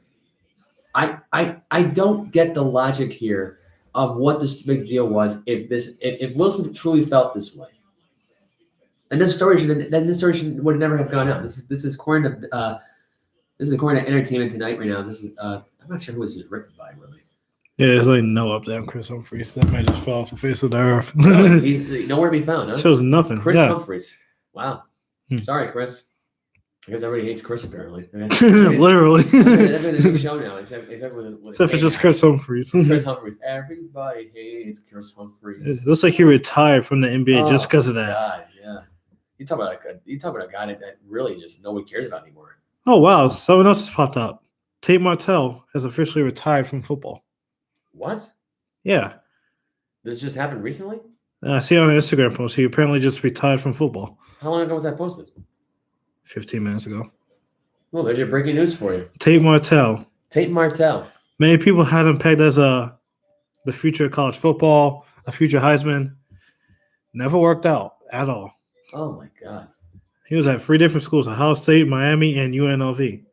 And he just straight retired. That's pretty sad, actually. It's pretty sad, man. Yeah. So you got any transfer portal news? Because we're going to move on from Will Smith to transfer portal. Which I think we got to. All I know is there's a lot. Just like basically everyone is either going to USC or LSU. All right, so we Insane. got a list for it right now that we can get to right now? Or? I did not have a list, but like I remember a few days ago, Jackson Dart, Jerry Rice's son. Let's start off with this one by saying this one. Jerry Rice right now, his son named Brendan Rice, who was the son of Jerry Rice, is now transferring from Colorado to play for the USC Trojans. Mm-hmm. Very interesting story here because I there were rumors about this going on now for the last few months. There was people from USC trying to basically get this guy to join the team, trying to persuade this guy to leave Colorado University. I guess it worked. Yeah. Because now he's on the football team. May go to a bigger program. Going to have more exposure. Oh, yeah, for sure. Definitely more exposure for sure. There's no question about that. So, yeah, very interesting story. Now, he made his announcement on Twitter. He recorded 21 receptions for 299 yards and 3 touchdowns for Colorado last season. He's a 6'3", 205-pound player who entered the transfer portal back in January 1st. He's been there now, and now he's no longer there. It took about 18 days, but finally happened. Now he's playing for the USC Trojans. Former Florida State quarterback Chubba Purdy transferred from Florida State to Nebraska after leaving the Florida State football program. Nebraska, look, as long as you get rid of Adrian Martinez and you got a guy named Purdy in there, I think you're good. Purdy. I mean, let's be honest. Your team's still going to suck. In fact, they probably would be better off with Adrian Martinez if he was back here anyway. I think the fact that guy's still in college is bizarre. But anyway, Chubba Purdy, and I'm looking at a photo of him, and he kind of looks chubby. So I could be wrong, but I mean, it could be with my eyes. But this is a report today by Tom Van Haren of ESPN. Nebraska quarterback room has completely transformed through the transfer portal since the end of the season, and added another new name, and Chubba Purdy. Nebraska star Adrian Martinez transferred to Kansas State. There's your news for it. I don't think, did we already report that he was going to Kansas State, Adrian Martinez? No, actually, I think we might have. We might have? Okay. Yeah. Okay. Well, we're saying it again. He went to Kansas State. So, yeah. And he'll probably be a backup someday in the NFL if he ever gets to the NFL. So, that's that. I feel like he'll just be a practice squad player. Yeah, he might just be a now. Hey, Jackson Dart. He might be the next Greg Mcleroy. He might interview Kayvon Thibodeaux to try to dig up more dumb dirt. Be like, are you stupid? Oh, he is dumb. And also, too, Jackson Dart from USC has entered the transfer portal a couple days ago. Oh, wow. Yeah. Yeah. It's like, no matter if you're like a backup or a star player, you're entering the transfer portal this season. It's insane. It is insane. It's insane to think about. It's like Caleb Williams entering. I think Caleb was one of the first people to enter the transfer portal. Yeah. Auburn Tigers landed a second QB transfer from the Oregon Ducks, Robbie Ashford. Also reported by Tom Van Haren as of last night. Robbie Ashford. Ashford. Ash ketchup. Couldn't even tell you who this guy even really was. He could be probably a backup. Probably a backup quarterback. Nobody will know. Hey, who knows? Maybe he'll have a big year this year. Mm-hmm. Who knows? Maybe he's smarter than Kayvon Thibodeaux. I'm sorry. I got to more dirt to this guy. I have to. Sorry. Just the fact that everyone wants to go to Oregon now at this point, it's just insane. Everyone even wants to go to LSU or Oregon. Or USC. Yeah. You never hear about anybody wanting to go to Alabama, even though Alabama's a team. Because Alabama's already stacked with talent. I know. no one even needs to transfer there. They just need to commit there straight out of high school. He wants to be. Except for the guys that probably transferred into naming and transport after the game. But oh man, I fuck this team. I'm out. So Ashford is a red shirt freshman who did not see any game action in 2 seasons at Oregon. Sat behind star Anthony Brown, Ty Thompson, and Jay Butterfield. Yes, I said that. Jake right. Butterfield. No, not Jake. Jay Butterfield. Yes, that's how you do it. He is Ashford is the number 168 prospect overall in the 2020 class, signed with Oregon out of Birmingham, Alabama. He played baseball at Oregon along with football and played 20 games for the Ducks baseball team in the spring of 2021, posting a batting average at 200. Woo, 200. Not that great. Averaging 7 hits, a double, and a triple. No home runs? Really? You couldn't get a home run for your team? God. Anyway, he is now joining quarterback Zach Calzada. Zach Calzada, who was transferred to Auburn from Texas A&M. Calzada had 2,185 yards. Wait, let me see. Let me see. You know what I sound like I'm at a Mexican restaurant trying to put like an order in for like one of the cooks there. Calzada. Calzada. You mean calzone? Calzada. It's like a Spanish word. It's a Spanish. I wonder if Calzada is a Spanish thing. Is it Spanish for calzone? You know, for a calzone right now. You have a calzone right now? Oh yeah, I almost forgot Bo Nix went to Oregon. Yeah. I completely forgot about that. Yeah, he went. Yeah, he did go to Oregon. So more than likely, Bo Nix is going to be a starter because yeah. look at this. Like, I know. I mean the calzone. Bo Nix is going to be a starter. Yeah, he's in the last. As soon as I heard Calzada, I thought calzone. I don't know why. Yeah. Two and two together. Sounds pretty good. Potato. This is pretty good. You got any more news on there? Want to just chew on this? Nah. No? Just basically everyone's in the transfer portal nowadays. That's true. Really good. It is mad good. This is from a Fresh Hot Pizza. Wait, what? What restaurant is this from? I don't know. So we have It's a local restaurant. So we have some news right now on Indiana Pacers. Miles Turner has stress fracture in the foot. He's going to be out beyond trade deadline, sources say. Yeah, Miles, he's been in trade rumors for like the past couple of years, but he's never been traded. Like, trade the man. Like, he doesn't want to be there. No, don't want to be there. Indiana's trash. Indiana's horrible. They suck. I mean, except for that rookie they got, Duarte. He's actually pretty good. Yeah, pretty good. Good team. Other than that, Miles Turner, we don't want to be there. Yeah. He's Get him out. another player right now at this point who is willing to sit out the trade deadline. No, he's still going to play. He's not Ben Simmons. By saying out, Ben Simmons is actually hurting his trade value. He is.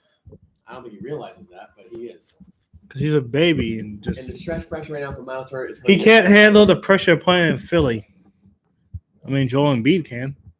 But Ben Simmons, he never handled that pressure. No, you want to know what it is? Joel Embiid called him out on something. Yeah. He didn't like it, so he must be a little bit upset on the bench. That's it. That's who. There's no other way of explaining it. And also, Ben Simmons has never developed a good jump shot. Ben Simmons is the most entitled baby on the planet. Just because you were the number one overall pick doesn't mean you're going to get superstar treatment. Look, you're not Shaquille O'Neal. You're not Jay. You're not Kenny the Jet Smith. You're not Charles Barkley. You're not LeBron James. You're Ben Simmons. Oh, give him the proof. Give him. He has been a multiple-time All-Star and multiple-time All-NBA. He's definitely a good player, but he's not a complete player. Exactly. He's all he needs is a proper jump shot, and he's a below elite player. He's in the realm of good tiers. He's great. Yeah, below elite. Yeah, below elite. Yeah. I actually 100% agree with that. He's below elite. So that's that. So that's the story now for Miles Turner. If I just say if he got just trade him already, like Jesus Christ, he's been there for like Exactly. If you don't want to play, Well, he's been there since 2015, I believe. and I think realistically, if there's one team that could use him right about now, I think it'd be Golden State. I think it'd be a perfect addition for Golden State. Nah, You don't think so? they already have Wiseman, and Wiseman's younger, Yeah. and Wiseman's only going to get better over time. One team that needs a center. Who really needs a center? Well, here's the thing, though. Miles Turkey, you put as a power forward, too, you know. Because Draymond Green's getting older, too. But they're not going to trade Draymond Green. I don't think that. Well, there's no way to trade Draymond Green with his fat contract. I didn't say Draymond Green. I didn't say trade him. I say. There have been rumors of him trying to trade James Wiseman, but like, why? Well, I think James Wiseman could be. Yeah, Golden State's a win now team, but like James Wiseman definitely could be part of that future. Past Curry, past Clay. Can he? He's like what, 20 years old? Can he? Yes, he can. He had a pretty good rookie year. I don't know. To me, I think you put Miles Turner in that position. You got a center that can shoot threes and dunk. I mean, you know. Yeah, that'll be a team to win now. But Golden State, they're built to win now, and they're built for the future. Because you see, they got Moody, Wiseman, Kuminga. They got a bunch of young talent behind Curry and Thompson. Right. So, like, either way, Golden State is probably set for the next 20 years, regardless. They are. That is true. Anyways, I will call the cops right now. Anyway, so I really can't think of anything else other than Buda Baker's fine. He got injured and carted off the field last night with concussion. He's out of the hospital. Another thing about that, people are crapping on Cam Akers too much. But like, I don't think he even knew that Buda Baker was out because like he did taunt him while he was on the ground. Yeah. But I didn't think he knew he was out. He was just like, oh, okay. He was just doing his you only try to run me over, like yada yada, like that type of taunt. Yeah, I don't think he realized. What the heck is that? Some weird pop-up ad on his computer. I had a weird pop-up on my computer. Like, you can't get mad at Akers because he wasn't aware of what was fully happening. He literally leveled him down like 2 seconds before he got up. Oh, I know, yeah. He's just like, okay, sit down. Yeah. Then like a second later, it's like, wait, what happened? He's knocked out. Yeah. Oh, shoot. And you see, he went to check on him to see if he was okay. But all the other Cardinals players were like saying like, screw you, you suck. What was that for? We have one more sports story. Fully vaccinated fighters for the corner people will not be tested for COVID-19 during the fight week of UFC 270. For the first time during the coronavirus pandemic, vaccinated UFC fighters will not be tested for COVID-19 during the fight week. Fighters and their corner people who are fully vaccinated will not have to undergo COVID testing during quarantine at UFC 270 this week in Anaheim, California. A UFC Chief Business Officer Hunter Campbell confirmed Tuesday with ESPN. MMA Junkie was the first to report. MMA Junkie. I actually didn't realize it was a real reporting news story. Wow. Yeah, I've heard about MMA Junkie. Vaccinated fighters or corners will still have to test negative in a pre-arrival test and will be testing for COVID prior to departure as well. These protocols are laid out by the. Can you say something real quick? That's a long article and yada. Oh, that's actually almost. Oh, yeah, it is. Yeah. I'm just going to read it down to here. No. From support by the UFC, Campbell said unvaccinated fighters and the corners will still have to be tested twice during the week in quarantine. Here's my opinion. Hey, let me say my opinion real quick. Go ahead, say your thing about it, and I'll say my thing. Because, like, I hate all this COVID BS and whatever, but, like, even though you're vaccinated doesn't mean you're vaccinated. Like, you know what I mean? Nothing. It don't mean nothing. It like, really don't mean the vaccination stat doesn't matter. It's like taking a flu vaccination. They go away 6 or 9 months. It's the same thing. Yeah. And you want to know what? And then before you know it, they'll probably be like, hey, you gotta get this other booster. I already got free boosters. I mean, the free shots already. So they're saying there's gonna be a possible 4th shot coming right now. They could kiss my ass. No. Yeah, I'm not doing it either. And you know something? What the hell are they putting on our bodies? Because next thing you know, we're gonna be turning to mutants and shit. Well, you know what it probably is? Maybe it's when we're all dead. We all come back to life. Like, you know how like we're all gonna get resurrected. We'll be resurrected. Our hands will stick out of the grave like this. Like don't matter. Close me a flip phone. Like I'll come out. It's come from the dead. It's coming haunt. Vaccination people. Doesn't matter. It really does. There were people who had the first 2 shots thinking like, we're all vaccinated. And look, they still got COVID. It's a bunch of scientists who don't know a damn thing. And the booster is supposed to prevent you from getting COVID, but there's people who got the booster now are still getting COVID. No, it's not preventing you from getting COVID. It's preventing. It's lessening the chance of you getting COVID. Or going to the hospital. But you still got a chance of getting. But there's still a chance of you getting COVID. Anything could be COVID now at this point, though. I don't think people realize this. I mean, luckily, I haven't gotten COVID. If you have a normal cough, if you cough when you or you sneeze, you got COVID. If you have diarrhea in your crap, you got COVID. You got COVID. I mean, if you got diarrhea in the crap, you got COVID. What? That was one of the symptoms for the first COVID, believe it or not, it's diarrhea. I'm not joking. Runny nose. My phone just went off. Your phone was what? Here's what I found out about diarrhea. That's what it said on my phone. Wait, did you? It has a voice act. I don't know what's been going on this phone lately. Okay, I'll give you the story about this quickly. Okay, Google. The phone goes off for whatever reason, and it has this voice activation thing. So instead of I was trying to shut off my phone the other day, I had to tell the phone to power itself off. I had to tell the phone to shut off. Instead of just holding the power button to the side and then hitting the touchscreen power off, it just wants you to say it now. It doesn't even want you to even have a touch. What's the point of having a touchscreen if you want me to just talk to it? Is it a talking phone now? Yeah. That's how this phone is. No, it has a mind of its own. Fancy flip. Yeah, it's like the fancy new Galaxy 5G phone. Flip Okay, Google. with a 3Z and 3. Whatever the freaking name is. 5G 3Z. That's 5G 3Z. Yeah. That's all I know. But here's my take on the whole COVID stuff. Okay. They just had the CDC director on there a couple weeks ago. Mm-hmm. And she said, and I quote unquote, if you're fully vaccinated and boosted, you get to walk around for 5 days without having any symptoms with no mask on. Oh, so I can't wait for COVID to be over because it still sucks. We still got to go into places now with a mask on. If you have symptoms. Even if you got the booster and everything. Or a cold, she said that's fine. And you gotta wait 5 days to get tested. Here's my question: why can't you get tested 2 days after? Why do you have to wait 5 days for another test? There's people out there who get constantly tested every single day. Yep. Why are you waiting now another 5 days to get tested again? What is the point of that? What's that going to do? What is that going to do?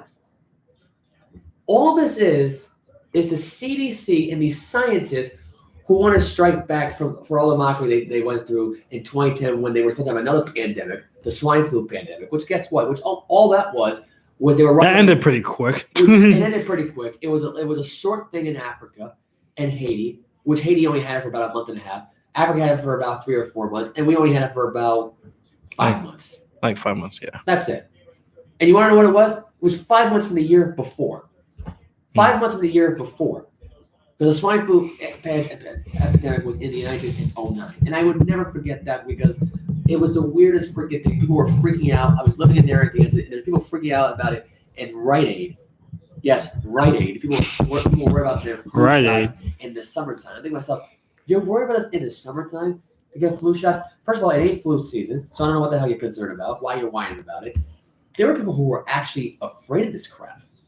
This is bizarre to me, And now you get this it is into a political battle with Fauci, and how he's being called. He don't like being called out. If you notice these CDC people, they hate being called out by anybody.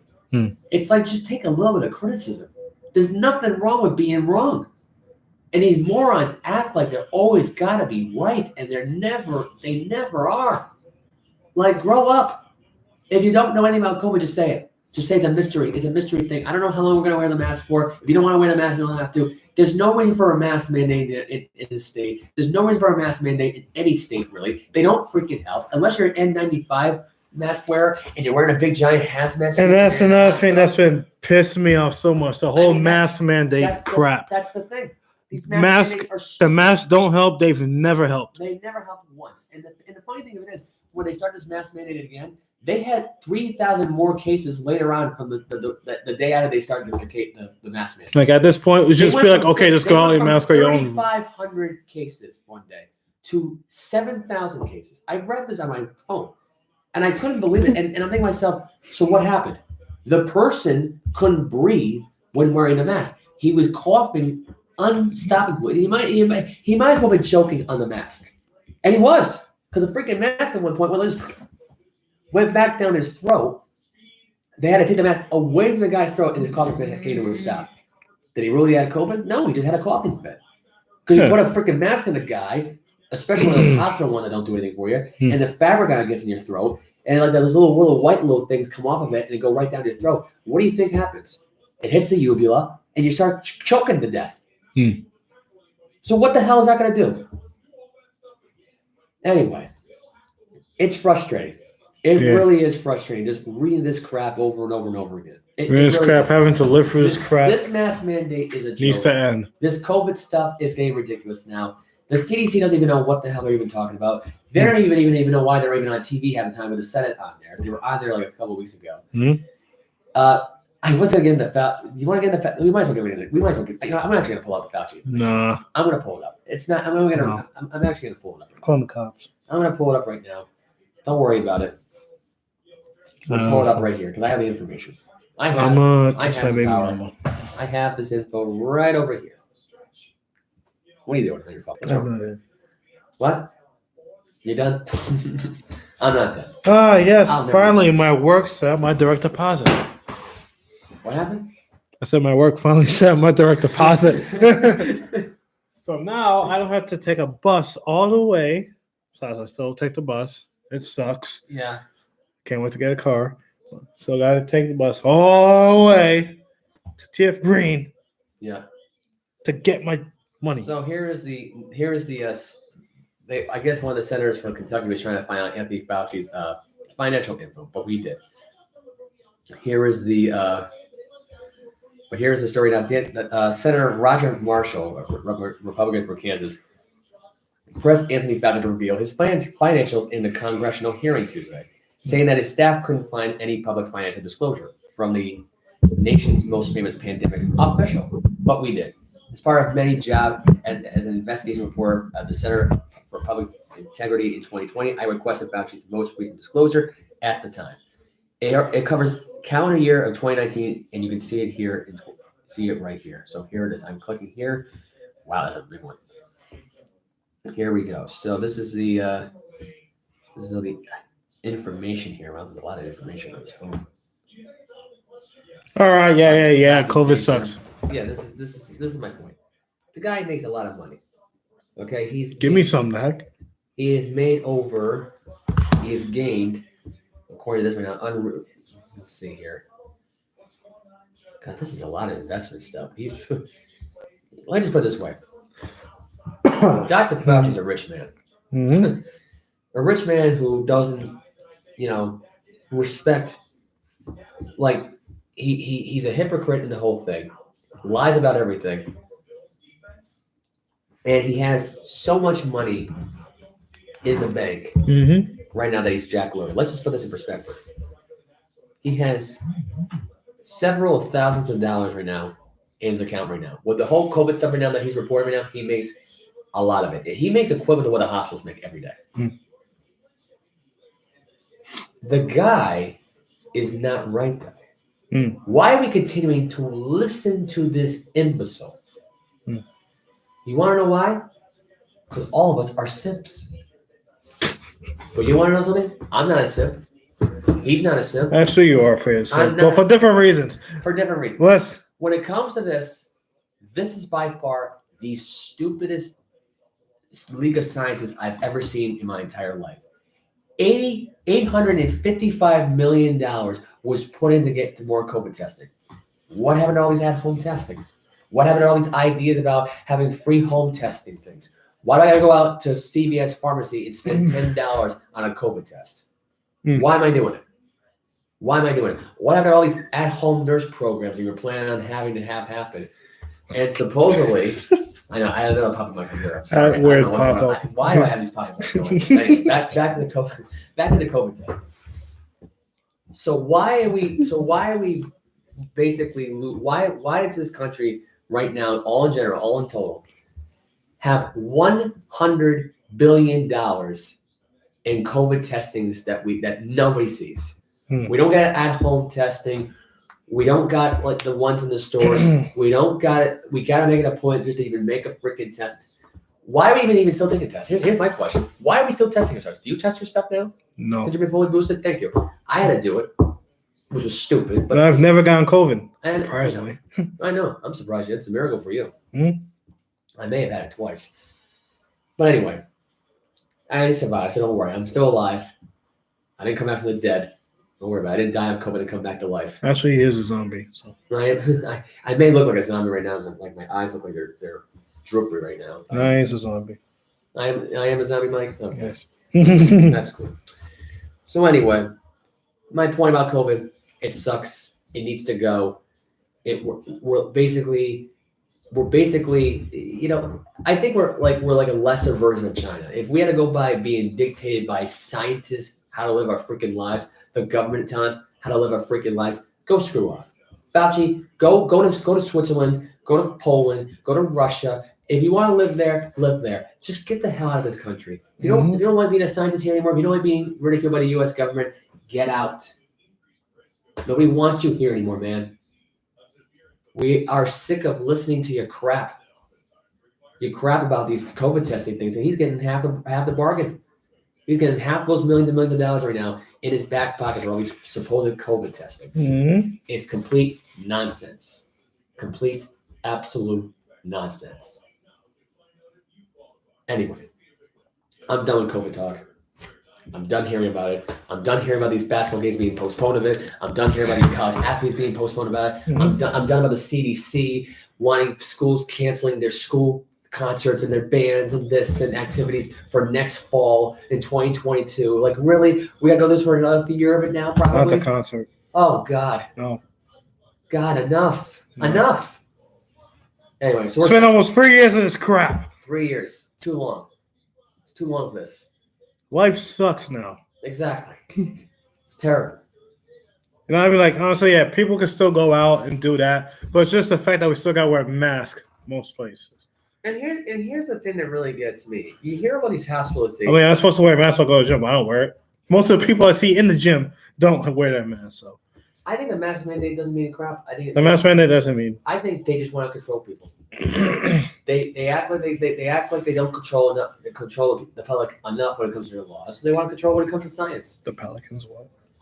I feel like it's a rivalry between science and politics. Which really, you're putting the general public in harm. You're putting more people at risk, and you're putting people at, in jeopardy with this. You got a person who's got breathing problems, and you tell them to put a mask on. Oh, sure, they'll have that breathing problem. Oh, yeah, that'll be really perfect, that breathing problem. Mm-hmm. Anyway, what were we saying just now about the Pelicans?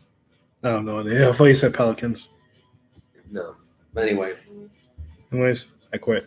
Anyway, so we had enough here. Done. I was trying to find out more Fauci information. This is 42 pages. No more Fauci. Forget him. I was trying to find out if there was any more information in here. This doesn't tell me. Forget him. It doesn't. That's stupid. I think the thing just got lost. Quit. I think. I was trying to find it. I couldn't find it. I'm done. Follow this. I know. I'm done with it too. I will lose my mind. I agree with it too. Do you see me? Do you see my face? Here's a development. I will lose my mind. As of right now. Who gives a damn? An NFL insider thinks that Sean Payton could impact the Cowboys' head coaching plans. The Dallas Cowboys are once again left wondering what went wrong in the playoffs after their wildcard loss to the San Francisco 49ers. All eyes are on Mike McCarthy, who had some questionable time. Wait, is Sean Payton's contract up, or? I don't know. It could be. Calling us. I don't think they would fire Sean Payton. No, they wouldn't fire him. He might just leave the same time. He might just resign. So what in Cowboys owner Jerry Jones to do in regards to the position of the sideline boss? Former NFL executive Mike Lombardi shared his thoughts on the GM Shuffle podcast, wondering if New Orleans Saints head coach Sean Payton could factor in Jones' decision regarding what to do with McCarthy. You can, and I think this is actually not going to give you the rest of the conversation, really. I just love that. I love that. I love it when they do this. Payton is still under contract until 2020, so there you go. He's not expected to be a free agent for a while. He's got a 5-year extension. He signed with the team back in 2019. So here's my opinion. If he can cut that contract down, he wants to cut all ties and go coach for the Cowboys. I mean, I say great, but the Cowboys are broken. No matter how you look at it anyway. They couldn't even do anything with Sean Payton when he was No, they're not broken. They're just Bill Parcells. So, I mean, what's the difference now?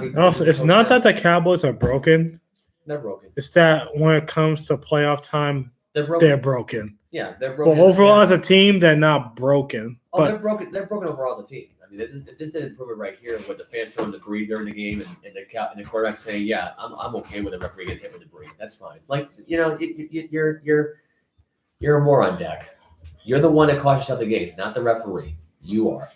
You instead of giving the ball to the referee, which probably would have made a lot more sense.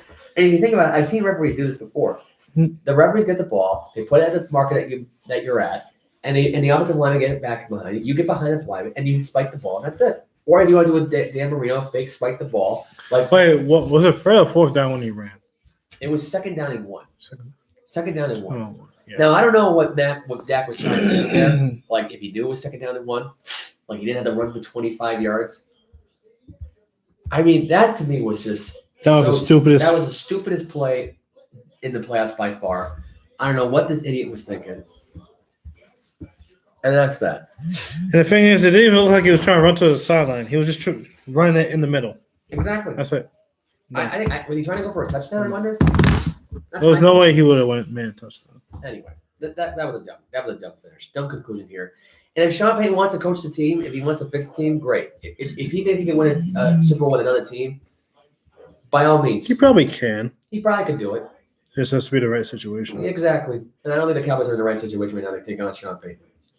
No, they definitely have the talent. It's just when it comes to really important games, they never show up. I'm just going by Jerry Jones. Is he going to bring back Sean Payton, making Sean Payton bigger than him? No, because he wants to say something like Mike McCarthy. So there you go.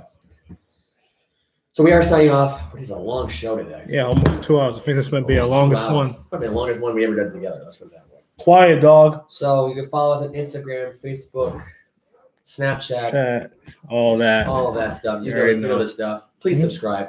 We need more subscribers. Subscribe. If you want to comment on our video, if you want to talk some stuff on the video, great. If you got something to say, put it in the comment section below. Comment. Square it with You can put it me. in the comment section on Instagram. You can put it on you can put a story on it. If you want to record us doing this hour 56 long podcast, go ahead. If you want to do a live feed of the show, go ahead. Do it all. Do Do everything. what you gotta do. Drop kick. So I am Joseph Alvo. And I'm Mike. Good night. Good night.